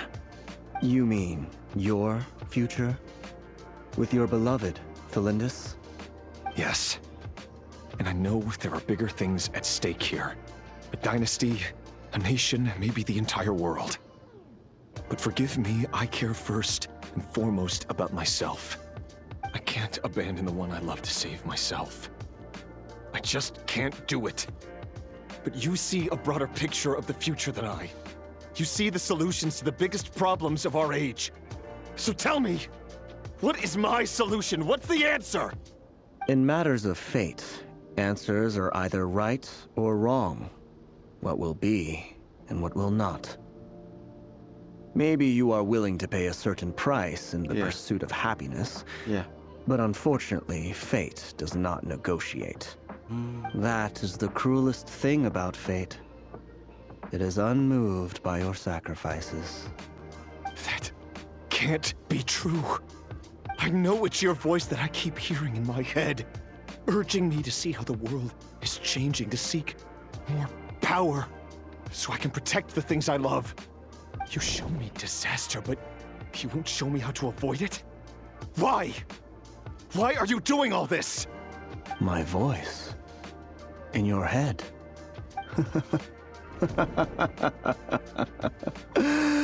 So, you hear it too. The voice that steals your mind, gains your trust, and drives you crazy. It turns out that we are not so different, you and I. Vedafulnir just broke into the strangest smile I've ever seen in my life, as if he'd discovered some monumental secret. But then he suddenly switched to looking extremely weary. Very well then. My advice to you is as follows. You must persevere. Whatever trials and tribulations you may face, be steadfast in the belief that they are your path to the future. For as long as you live, your story with Thelindis shall not come to an end. That is the only chance you have of fighting back against fate. It is up to you whether you believe my words. Regardless, that is all I will say on the matter. I have no right to intervene any further. I will hold you to your word. thank you for setting me free. In return, I will tell you one more thing that you cannot afford to ignore. Just then, a strange wave of energy rippled through the city. We had no idea what it could mean. If I were you, I would head to the Universitas Magistrorum. The Universitas? Oh no! I'm sure we'll be seeing each other again very soon, Rerir. Whatever Vedifalnir said, I didn't catch it. I didn't even help him out of the prison. There was no time to lose.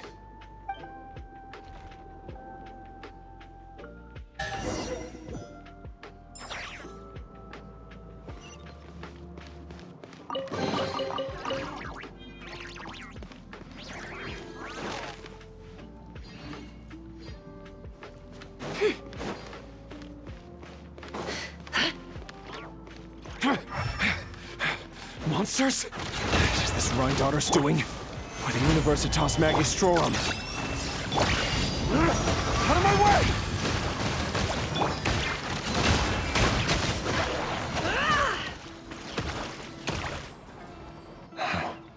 The Universitas. That reminds me of a rumor I once heard. Allegedly, the king installed secret mechanisms in the palace and around the city. No one knows where they are or what kind of power they hold. But if they were ever gonna activate, it would probably be on a night like tonight. Help! Help! Hold on! Don't let them anywhere near you! Save me! I can't! Ah! That sounded like an explosion. So, the rumor is true? The king really went through with it. What other means does the king have at his disposal? They must run on power from the Abyss. And given it's a major center of Abyss research, anyone over at the Universitas will be in grave danger. I have to hurry!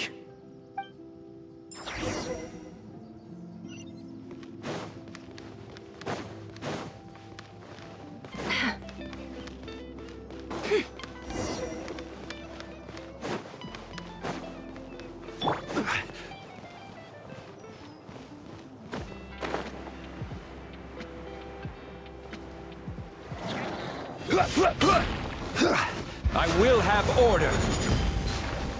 Gather! Forest, protect us. It all adds up. It all falls into place.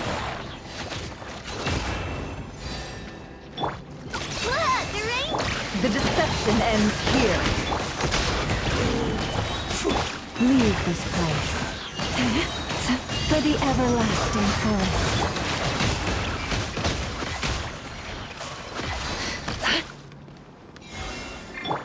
Order guide you. Go claw! You poor lost lamb. Can't hide the truth. Time to come clean.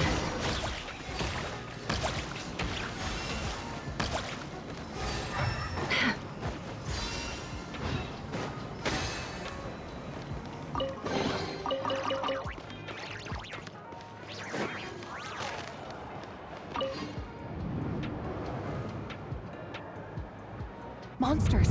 At the Universitas Magistrorum? Why now? Oh no! They're coming! It's no use. The table won't hold out much longer. The weapons. Where are the weapons? Of course. All the lab equipment was upgraded after the inspection last week, but the new weapons haven't been allocated yet. I'm done for. Is anyone there? I need help! Ah!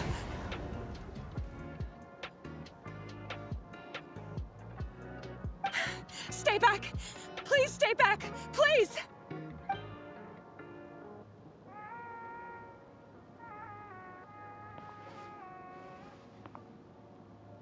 Very.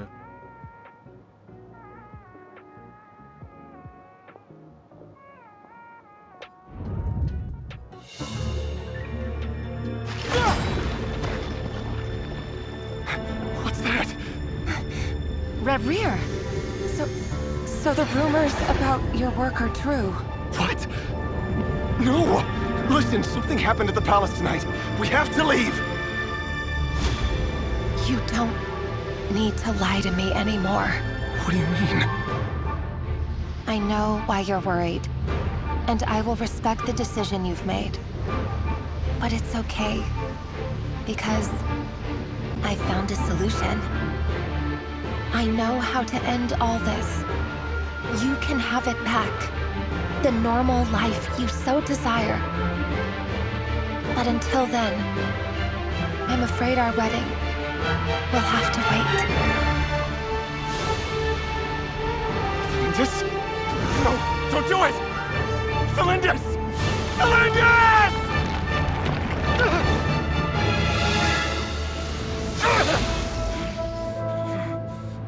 I told you, Rarier. Let her go. You will find someone better. No! No, I won't do it! I have to save her! By what means exactly? A lonely pawn. You lack the power and the strength of will. Do you know why? Tell me! Come to the palace. Join us.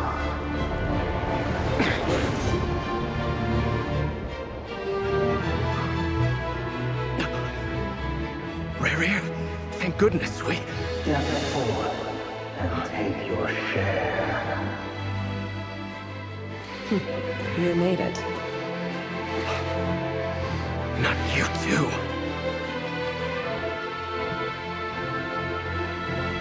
Hatred or grief, despair, desire. We all have.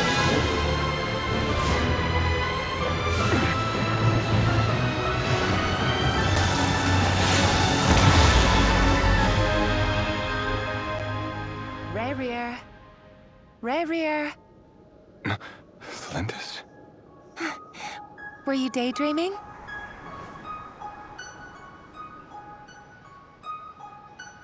You still remember, Rarier? That question you asked me a couple of weeks ago? Oh. You mean the proposal? Yeah. I'm wondering, where do you think would be a good place to discuss it? Maybe in the garden? Or were you thinking a fancy restaurant? It's your choice.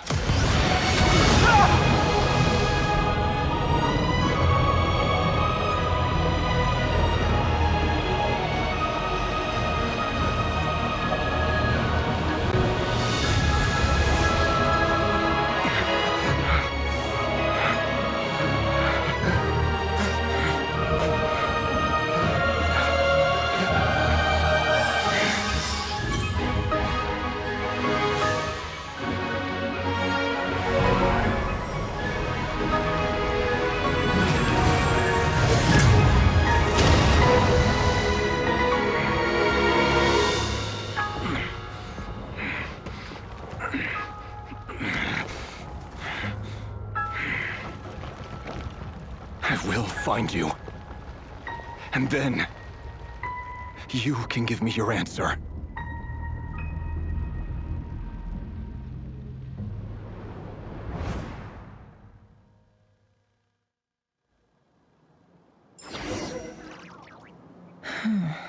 That's So that's how the sad. Raker of Solnari was born. Yeah. A monster created by circumstance is a monster all the same. Viewing other people's thoughts for too long can get uncomfortable. Right now, I'm feeling a strong sense of loathing. In a nutshell, the story of Conria is what happens when the truth falls by the wayside. Everyone tells little white lies, and before long, you have a huge pack of lies that destroys everything. Phew. Time to get back. His past is filled with sorrow. Yeah. But the tale of any fallen civilization is one of endless tragedy. Cruel as it may be, that was Conria's fate. That's cruel. Is why Rhaegar still looking for his fiancée, still looking for her answer. So sad. Wow, what a story. Everyone, I'm back. Can I get a standing ovation? Yay. Yeah. She's fine. Boss is a pro. Yes, I'm fine. You will have seen the events of Rarir's life through my thoughts. It's now clear that he is just a regular nobody, driven by personal tragedy, as he Correct. said himself. Correct. I mostly agree. There's only so much we can know about him from his memories alone, but they did give us a clear glimpse into his life in Conria. However, I would not consider Rarir to be a nobody. He was deeply involved in the events of that era. Yet, when the catastrophe of a generation strikes, nobody is safe. Sounds to me like you're speaking in riddles again. Is this you urging me not to abandon the people of Nodcry in their hour of need? That's not what I meant. Although I do hope you choose to remain a part of the plan. Without you, the mission ahead will be all but impossible. Then try to remember that I respond better to the carrot than the stick. And I don't appreciate being bossed around. Now, as for you, Missy, you were excellent. You stuck to the rules of the ceremony and kept your mouth shut the entire time. Bravo. Cool. So, can you fill me in on the deets now? Most of what I saw went right over my head. Patience. You'll hear the whole story, don't you worry. But let's meet up with the others first.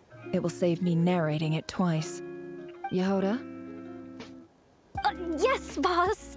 Let me get that door for ya. That's more like it. For a moment there, I was worried you'd forgotten about the first clause of your employment contract. Forgive my curiosity, but what does the first clause say?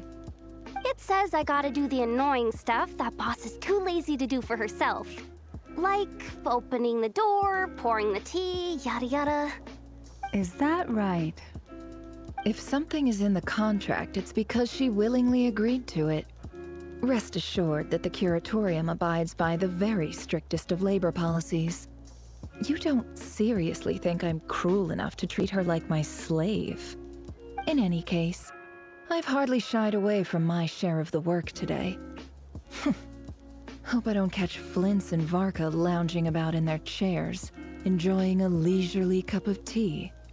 There's nothing I dislike more than other people enjoying themselves while I'm hard at work.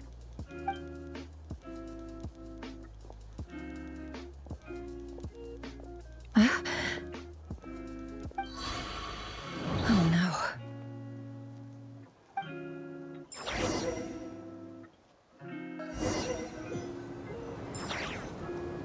Sorry to disturb you, but we seem to have run into some trouble. Evidently so. Don't worry, I'm not about to leave you to fend for yourselves. I'm not that kind of boss. And it would go against the Curatorium's labor policy. I'm sorry? What did you hear me say? I wasn't talking about labor policy. Wait. How long have I been standing here? Not long. You just appeared by the door a moment ago.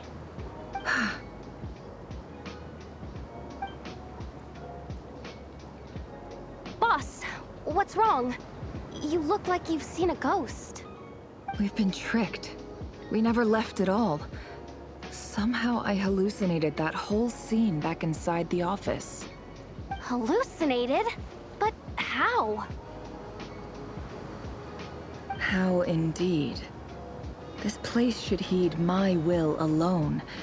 All thoughts and actions that occur in here are just a result of pawns moving across the chessboard in a carefully calculated manner.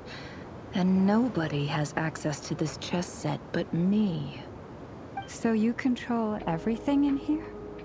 More or less. But yes, it's a special technique of mine. Has anything like this ever happened before? Only once. It was the first time I used the chess set.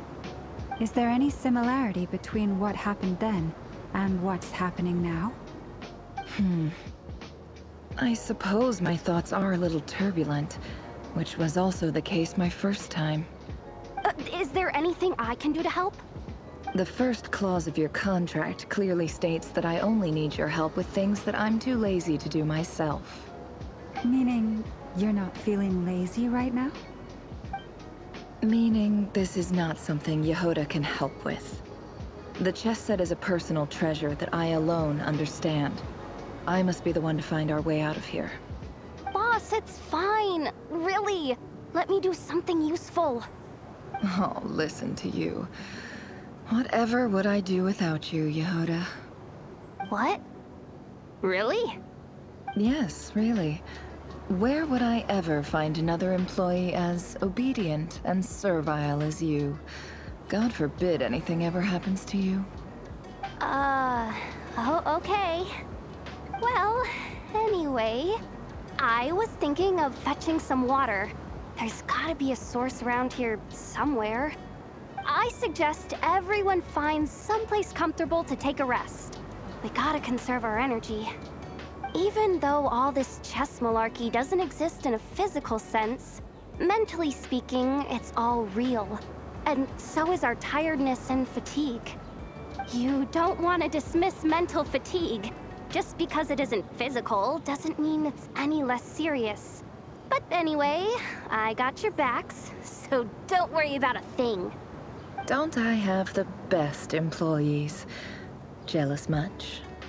If we can find a suitable time, I'd love to borrow Yehoda for a day to help out at the Frost Moon Scions. Would you be amenable to that, Boss Nefer?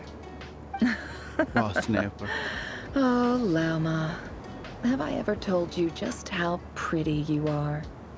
Beauty runs from the tips of your antlers to the depths of your imagination. Time to rally, everyone. Follow me. As we continue our journey, the same rules will apply. That means stay focused and no talking no matter what we encounter. And don't disturb the chess pieces. You have my word that I will get us all out of here.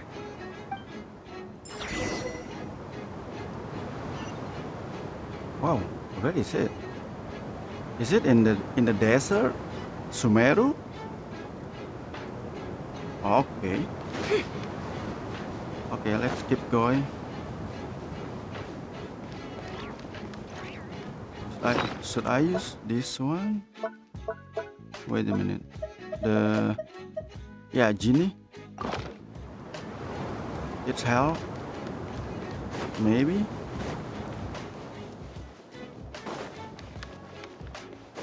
This place looks familiar.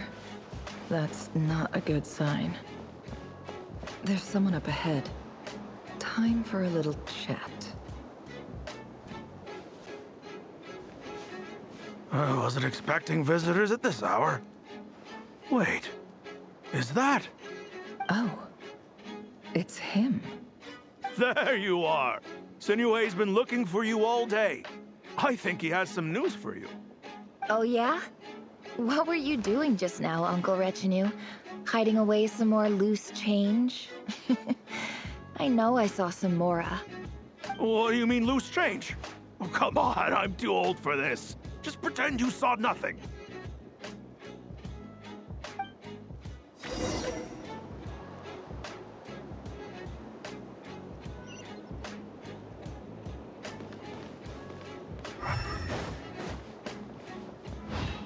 It all adds up.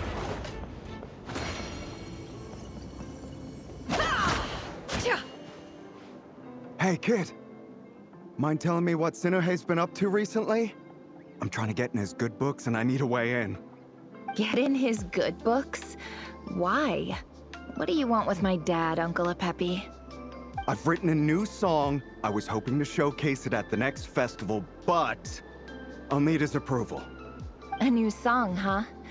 I'd love to stay and listen, but unfortunately, Uncle Retinue says my dad's looking for me. Well, there's plenty of time and I'm not going anywhere. See that pile of stones? I'll be sitting there warming up my vocal cords. Come find me when you're done. Pile of stones. Got it.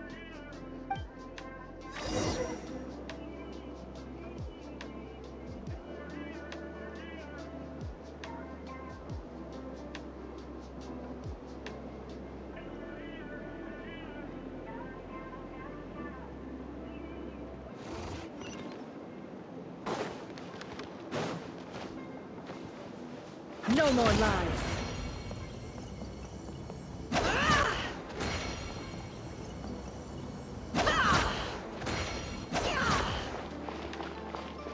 Hi, Dad. Uncle Retinue said you were looking for me. Ah, there's my little princess. If you'd gotten back just a little sooner, you could have shared the spoils of war with me. Is this young neighbor? Spoils of war? Who were you fighting against, Dad? It was just a figure of speech. The aftermath of a sandstorm is no time to be waging war. I was talking about our war against thirst. I went out to fix our water supply problem, and now I'm back. Which means... We have a well again. That's right. I found a new one and brought back as much water as I could carry. It should last us for a good while. If it wasn't for these blasted sandstorms, our wells wouldn't be caving in. You wouldn't be spending all your time out searching for new water sources. As the chief of our tribe, I'm supposed to be leading us out of hardship and poverty, onto better things. You know how prosperous our ancestors were. I've told you all the stories. And look at us now, squeezed into these hovels. No one would choose this, if it wasn't for the endless wars over the years. But things are looking up. I started working with some folks from the academia a few months back. They gave me some contacts in return for my assistance in the desert. So you're the academia's helper now? Special ambassador, they call it. Think of it as a partnership. It's nothing bad, okay? We've been isolated here in the desert for too long. Seeking opportunities elsewhere is the best thing for us, and the fastest way to progress. So, do you get anything good out of being a special ambassador? Of course. My luck's improving all the time. One day, I swear I'm gonna lead us out of this place. We'll find somewhere new. Somewhere better.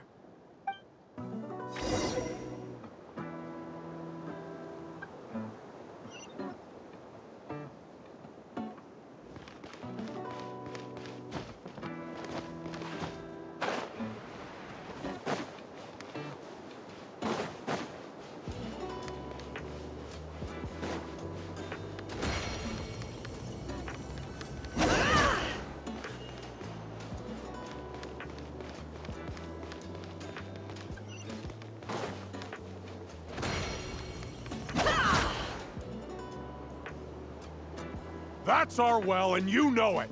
You stole from us. Well, you've gone from chief to thief, and now you have to face the consequences. Did you really think you could take our water without permission and get away with it? You're either brave, stupid, or both. And that special ambassador act? Yeah, nice try. We spoke to the academia. They said it was all news to them. You're a liar and a cheat!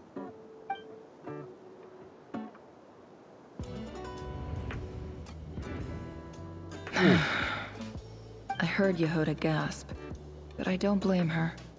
Most people are terrified by the sight of blood. Corpses strewn across the ground. The wounds are clearly from scimitars and daggers. The desert dwellers' weapons of choice. There's a handwritten note on the ground. Let's see what it says. Halil, this is Sinuhe, chief of the Shimti tribe. Surely you remember me. I was the one who helped you and your colleagues avoid the quicksand in the desert. This is my second time writing to you. I assume my last letter must have gotten lost in the mail, as I didn't receive a reply. I hope this one makes it to you safely. I'm writing to you because I need some help. That sandstorm the other day completely blocked up our well, forcing me to look for another water source in Iab and Unut territory. It was a matter of survival. Praise the gods. The well of the Iab tribe was intact. It was my last resort. I drew what water I could and left, but not without being spotted. I fear they will retaliate. You told me to write to you if I ever needed help. You said you'd be my ally in the academia. I urgently need you to formally recognize my title of Special Ambassador and send some of your people to assist me for a few days. It's the only way I can convince them that this was the academia's decision and prevent them from retaliating. This is an emergency. Please send help as soon as possible. Looks like this letter never got sent. The writer died a grisly death, and the letter was trampled into the ground. It's badly defaced. Some parts are barely legible. What a ridiculous lie the surviving Shimti tell. Their whole village was butchered over a sip of water.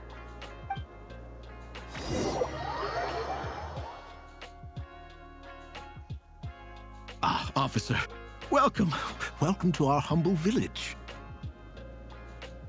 I thought you would at least have the courtesy to provide some respectable libations. This is the finest wine Aru village has to offer. I promise.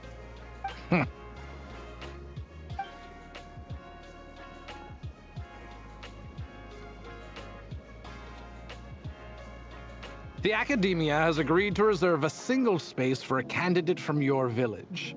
But I remain skeptical of this entire endeavor.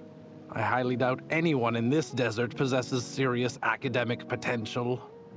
Please, have faith. If not in us, then in our god. The child we found shows great promise. I beg you, take her away from this place. Give her a chance.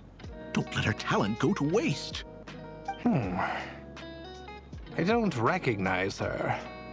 New arrival? She showed up here a few days ago and we took her in. She's a really bright kid. Please help. I'm begging you. So, where are you from? Nowhere special. Just a sand dune. What about the rest of your family? How many of you are there? Just the one. It's only you? Correct. So, no brothers, no sisters, no mother or father? Any who have slept on a bed of sand, I call my brothers and my sisters. Apart from that, I have no family. All right. Get over here. Sign your name on the form.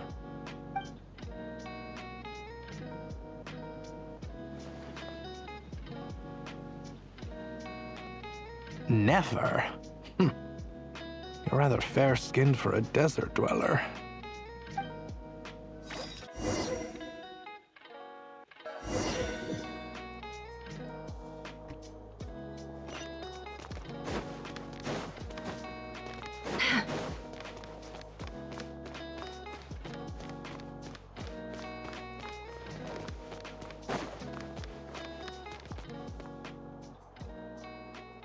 Nefer, this term's assignments have been issued already. Please read through the materials thoroughly, conduct your own additional research, and then write an essay on the topic. Yes, Professor, I'm aware. I just had a couple more questions I wanted to get your perspective on. Oh? Please ask away. Well, I saw the other students' problem sheets, and I couldn't help but notice that my assignment is much easier than theirs. Do you really think I'm a weak student? A weak student? Goodness, no. Quite the opposite. You have a sharp mind. Almost too sharp. I think what you're saying is, a weak student wouldn't have noticed the discrepancy. And if they did, they certainly wouldn't complain about the lighter workload. You see, sharp as they come. You see things the way they are. And I'm sure you know why they're like that. Because of where I come from. Because I'm different. I'm sorry, Nefer. I don't like it any more than you do. It's just... Anyway, you said you had a couple of questions. What's the other one? I wanted to check. If someone sent me a letter to the academia, where do I go to collect it? Ah, your family wrote to you. Well, as long as they put your name on the envelope, someone should hand it right to you. Not exactly. It's not even a recent letter. I was just curious where the mail would end up if no one collects it. The House of Dana, I expect. I know there's a box for unclaimed mail somewhere in there, probably sitting on a shelf. Whatever you're looking for, that'd be the place to start. Okay, got it. Thank you, Professor. Oh, don't mention it. Honestly, I feel like I failed you. I'm supposed to be your teacher, but I haven't taught you anything. Hey, don't say that. You're a great teacher, and you do your best for all your students. But the rules are the rules. You're not allowed to teach students like me. It's not just the academia either. The whole world bends over backwards for the successful, and leaves the losers to suffer and die. Oh, my dear child. Don't tell me you've given up on life already. I haven't. I just think that if you want to make it in this world, you have to find a way to become successful.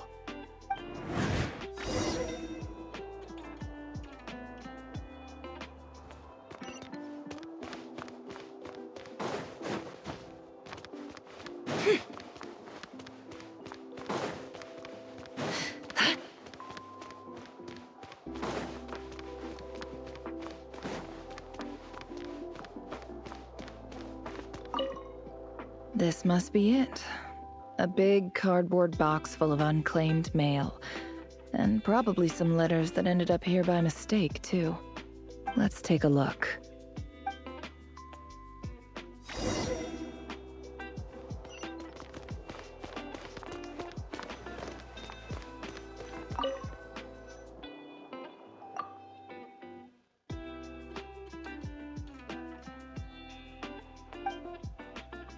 A dilapidation survey from Port Ormos.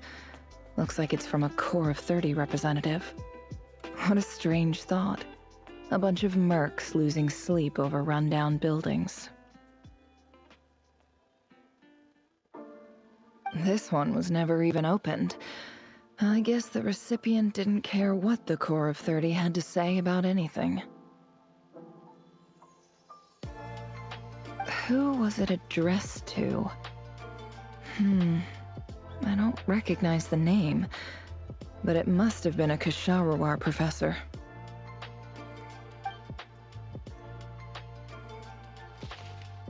This one is addressed to the Immorta Sage. The title is Changes Observed in Satyavada Life Symptoms. Why do all these letters read like full-blown dissertations?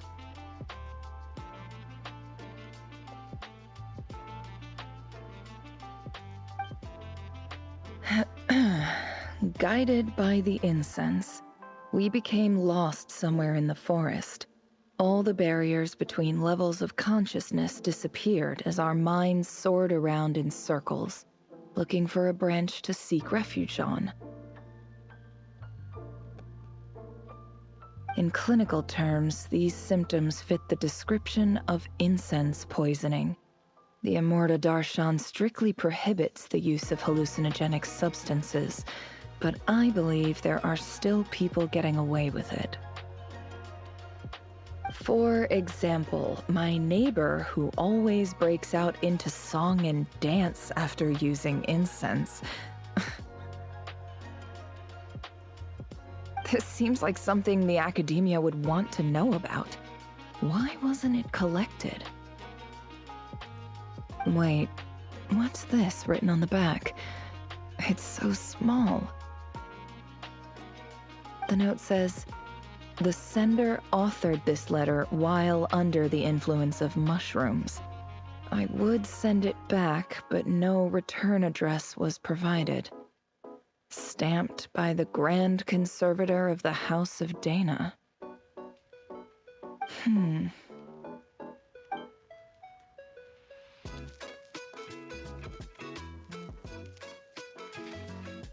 This next one is addressed to Grand Sage Azar. A few words of protest regarding recent changes in Sumeru's educational policy.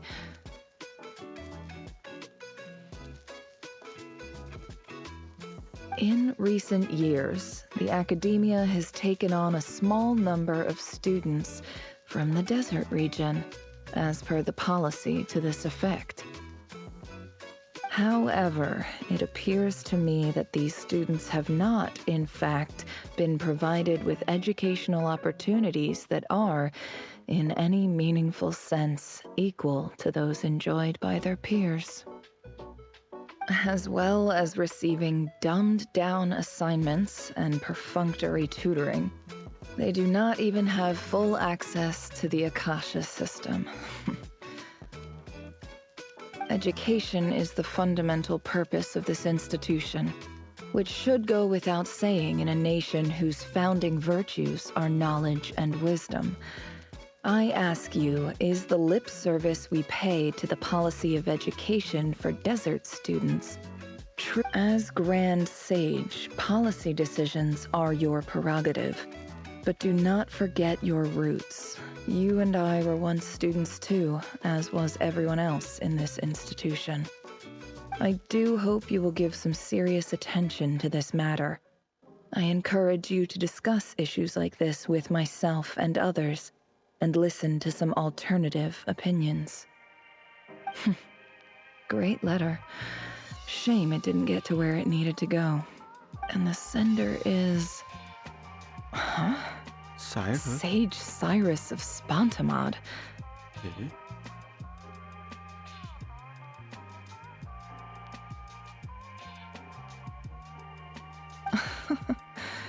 I didn't realize anyone else even knew how bad students like me have it in this place.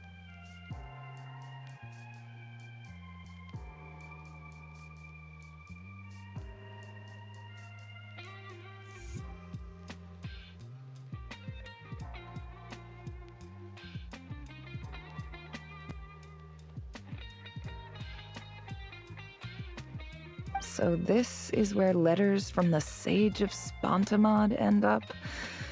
Nice one, Grand Sage. Really enlightened leadership. Whatever. This isn't what I came here for. Moving on.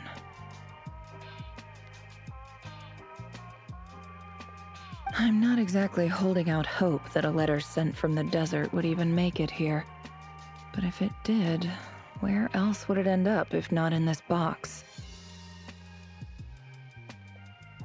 I can't believe how much discarded mail there is. Must have been years since someone last went through it all. And this is just one box. The whole House of Dana is boxes on shelves. I don't believe for 1 second that any human being has sat down and read through all the documents in this place. Who has that much free time on their hands?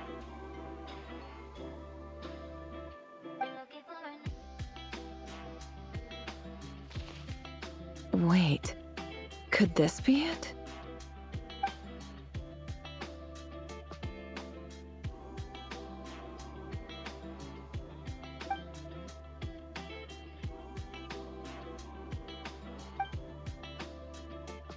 Greetings, Halil. My name is Sinuhe, chief of the Shimti tribe. I was the one who came to you and your colleague Zaid when you ran into trouble in the Great Red Sand. I don't know how well you remember it now, but I brought you to safety and gave you some water and other supplies. You seemed very pleased and told me your name. In my tribe, learning a person's true name is serious business. And I therefore see you all as friends. You were kind enough to leave your contact details, so we could stay in touch. The Shimti tribe lives a harsh, nomadic existence in the desert. You were sympathetic towards my plight, promising to make me a special ambassador of the academia and help us find a way to make a better living. This brings me to my reason for writing. Our tribe has fallen on particularly hard times, and I would like to ask for your assistance.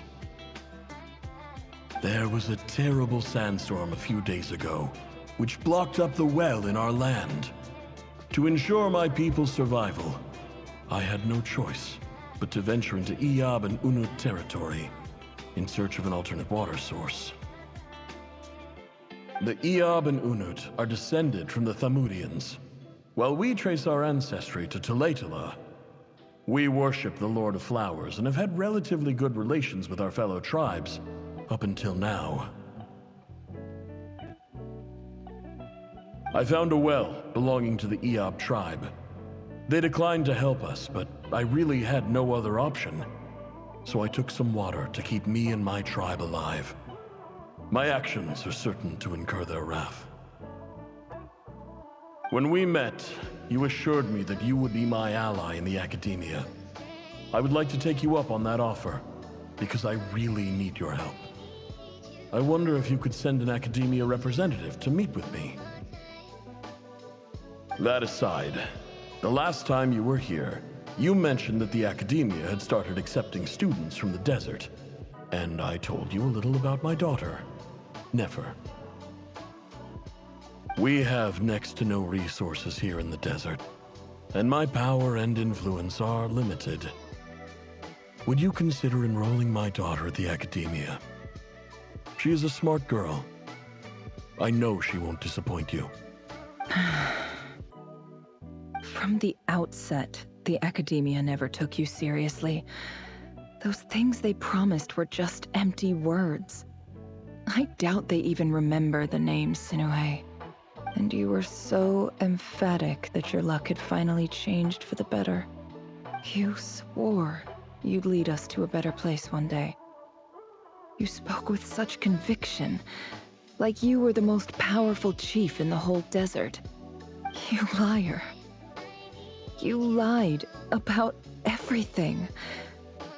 You promised the world and delivered on none of it. And who fell for it? Just me, by the looks of it. Despite your best efforts. Which makes you a pathetic liar. You weren't even any good at it. I think I'll take over from here. Let me show you how it's done.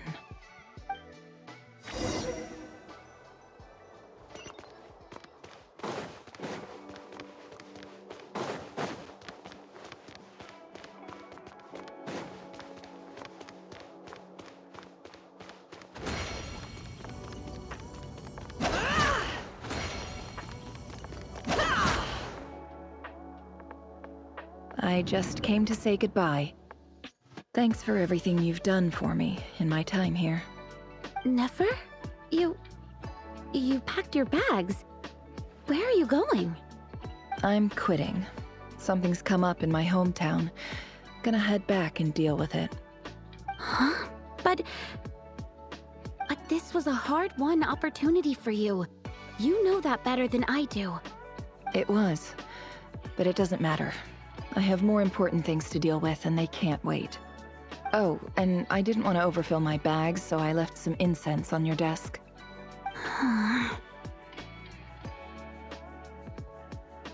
What's wrong? I thought you liked incense. Although, I did read somewhere in the House of Dana that it has hallucinogenic effects. Don't use it all at once, all right? Isn't this the stuff you brought from your hometown? You're just letting me have it? But you said it's a rare and valuable commodity. Yeah, about that. I lied. It's not rare at all. There's this bunch of ruins near my hometown that are practically overgrown with this plant. It's not worth much. Keep it, it's fine. But Nefer... All right, that's all from me. You take care.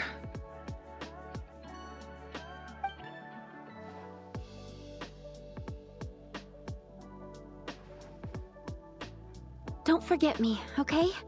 I mean, we're more than just classmates, right? We're friends. Yeah, I'll remember you. I lied again. That incense is worth a fortune, and it's a rare find even in those ruins. And as for remembering her, I have far too much to do when I get back. No time to reminisce. I'll be lucky if I even make it through this alive. But either way, I expect I'll forget you pretty quickly.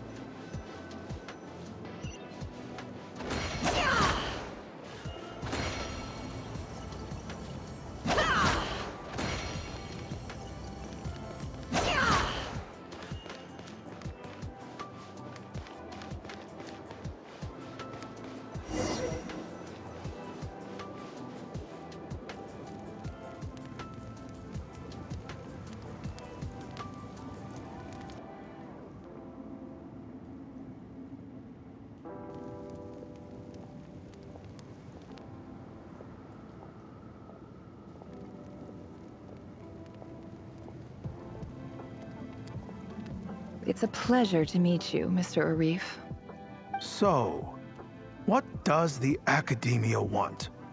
Since they've sent their special ambassador, I assume there's a big business deal to be made. If not, I'd be very disappointed. Please, sir, lower your blade. You're lucky I'm the one they sent. Not all special ambassadors share my admiration for the Iab people. The ever-shifting balance of power in the desert reduced the once great civilizations of this region to rubble and sand. But the story of the Iab has a very different trajectory. Others grew weak, but you grew strong, beginning in obscurity and moving to prosperity. You're the only ones who defied the trend. Huh.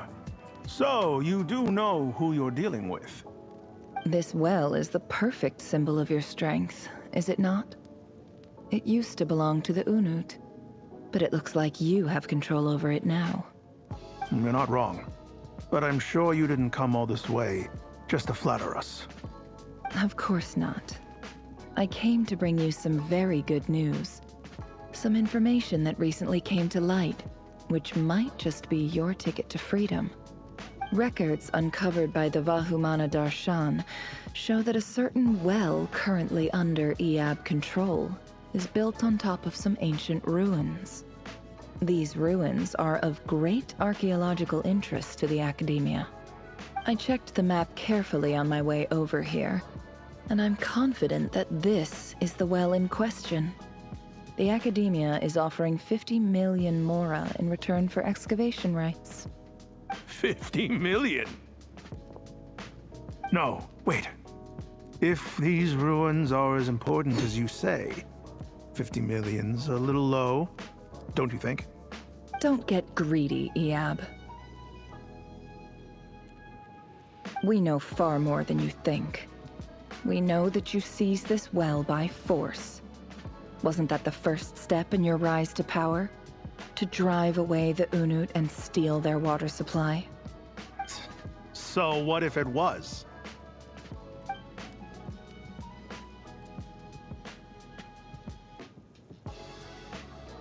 Don't worry. As unscrupulous as it was, it's something we're willing to overlook. The Academia is only interested in dealing with the de facto power holders in the region. I hope I am making myself clear. And I hope your words are the truth. If I find out the Academia is trying to play me, I'll hunt down every one of your people and make you watch as I cut their heads off one by one. I assure you, Chief, that would not be in your long-term interests. You don't want to make an enemy of the Academia. You see how I'm dressed, don't you? I appreciate that you've never been to the rainforest, but surely even you recognize an ambassador's attire when you see it. And what does a barbarian like you have to lose anyway? You really think the Sumeru Academia would bother to come all this way just to lie to you? We have more important things to worry about. All right, I take your point. The Academia is the highest authority in the land. I'm sure you're trustworthy people. In that case, we have a deal. We will sell you the excavation rights. I'd like to thank you, Ambassador. This is good news indeed. Excellent news.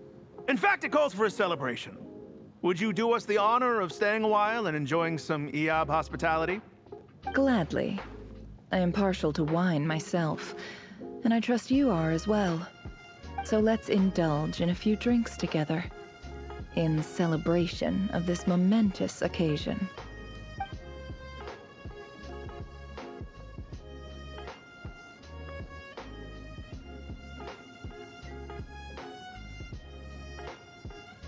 Chief! Chief, it's an emergency! It's the Unut. They've taken the well. What? Well, don't just stand there. Take it back. Yes, Chief. I have every confidence in the EAB's military superiority, and yet... Well, what is it? The Unut's response was alarmingly fast. The day after we reach a deal, they seize the well. This can't be a coincidence. Perhaps there is a traitor in your midst. I don't think so. I am obliged to remind you, Chief, that the Academia will only deal with the de facto power holders. If you cannot regain control over the well, I'm afraid you won't see a single mora of that 50 million. No! Please, Ambassador, just give me some time. I swear the Unut will not get away with this. That well is ours, and so is the mora. Glad to hear it. I will wait here for an update. If there is a traitor, I will find them. In the meantime, make yourself at home. I'll report back as soon as I have an update. Much obliged. Wow. All it took was a few words and I've got him wrapped around my finger. What an amazing feeling. So, in summary, Ambassador, the Academia would rather negotiate with our tribe instead of the EAB, yes? The EAB are ruthless murderers who don't listen to reason. And now they have the gall to interfere in our research projects in the desert region. So let me ask you, Chief, if you were the Academia, what would you do? Kill them all, of course. Precisely. The Academia does not tolerate those who stand in our way. The EAB have held back our academic pursuits for too long, and our patience is wearing thin. At the same time, there is simply no way that the Academia can be seen to be intervening in desert affairs. I'm sure you understand where I'm coming from. We have our own rules out here. If the rainforest dwellers raised arms against a desert tribe, it'd start a bloody war. Right. We can't confront them ourselves, but we can support their enemies. The Unut have always had strained relations with the EAB, which makes you our natural allies. Natural allies. Weren't the EAB your allies once? You were quick to send them after us to protect your interests back when we stole that water. And now look at you. You're at each other's throats. Let me be clear. The Academia wishes to collaborate with the legally recognized rulers of the desert in this matter. We are asking for excavation rights to that well, and our offer is 50 million mora. Say no more. I believe we have an understanding. Good. Then I suggest you get to work. Get us access to that well, and the mora's yours. You see, Dad? Lying is easy when you know how. People will believe anything.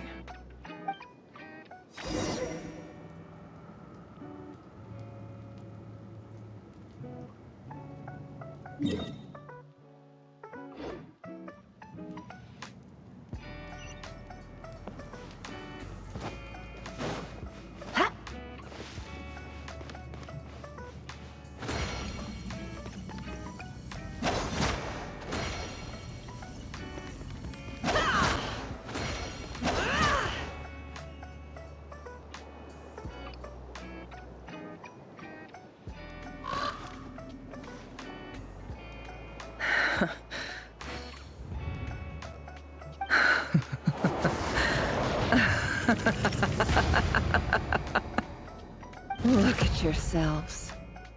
You may be vile, savage monsters, but your butchered bodies bleed like any others. You're no different. You're nothing special at all. The monsters who destroyed my home, they're just ordinary, petty human beings. What a joke. I think we're even now. Maybe I've even done the desert a favor. It's a better place without all these people around. Oh, Sinuhe, my gullible fool of a father.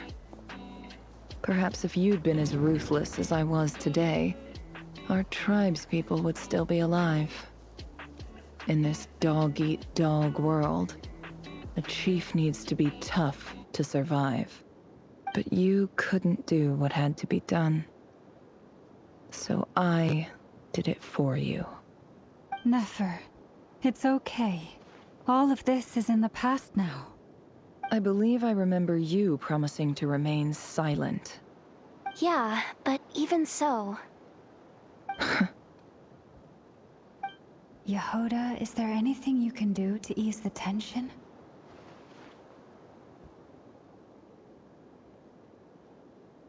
Alright, time for a sharp turn onto a completely different topic. So, anyway, that's enough of that.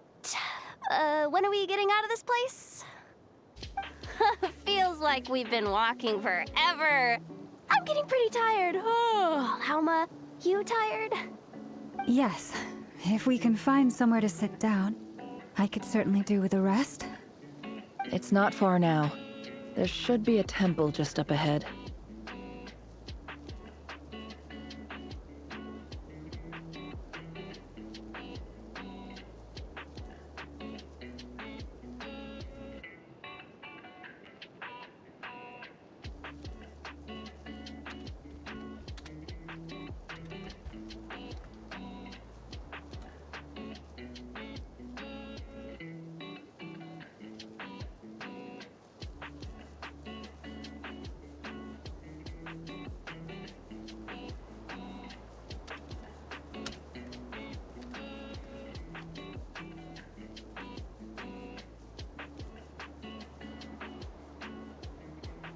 Yes. Really? A temple? That's where this story ends? I guess that's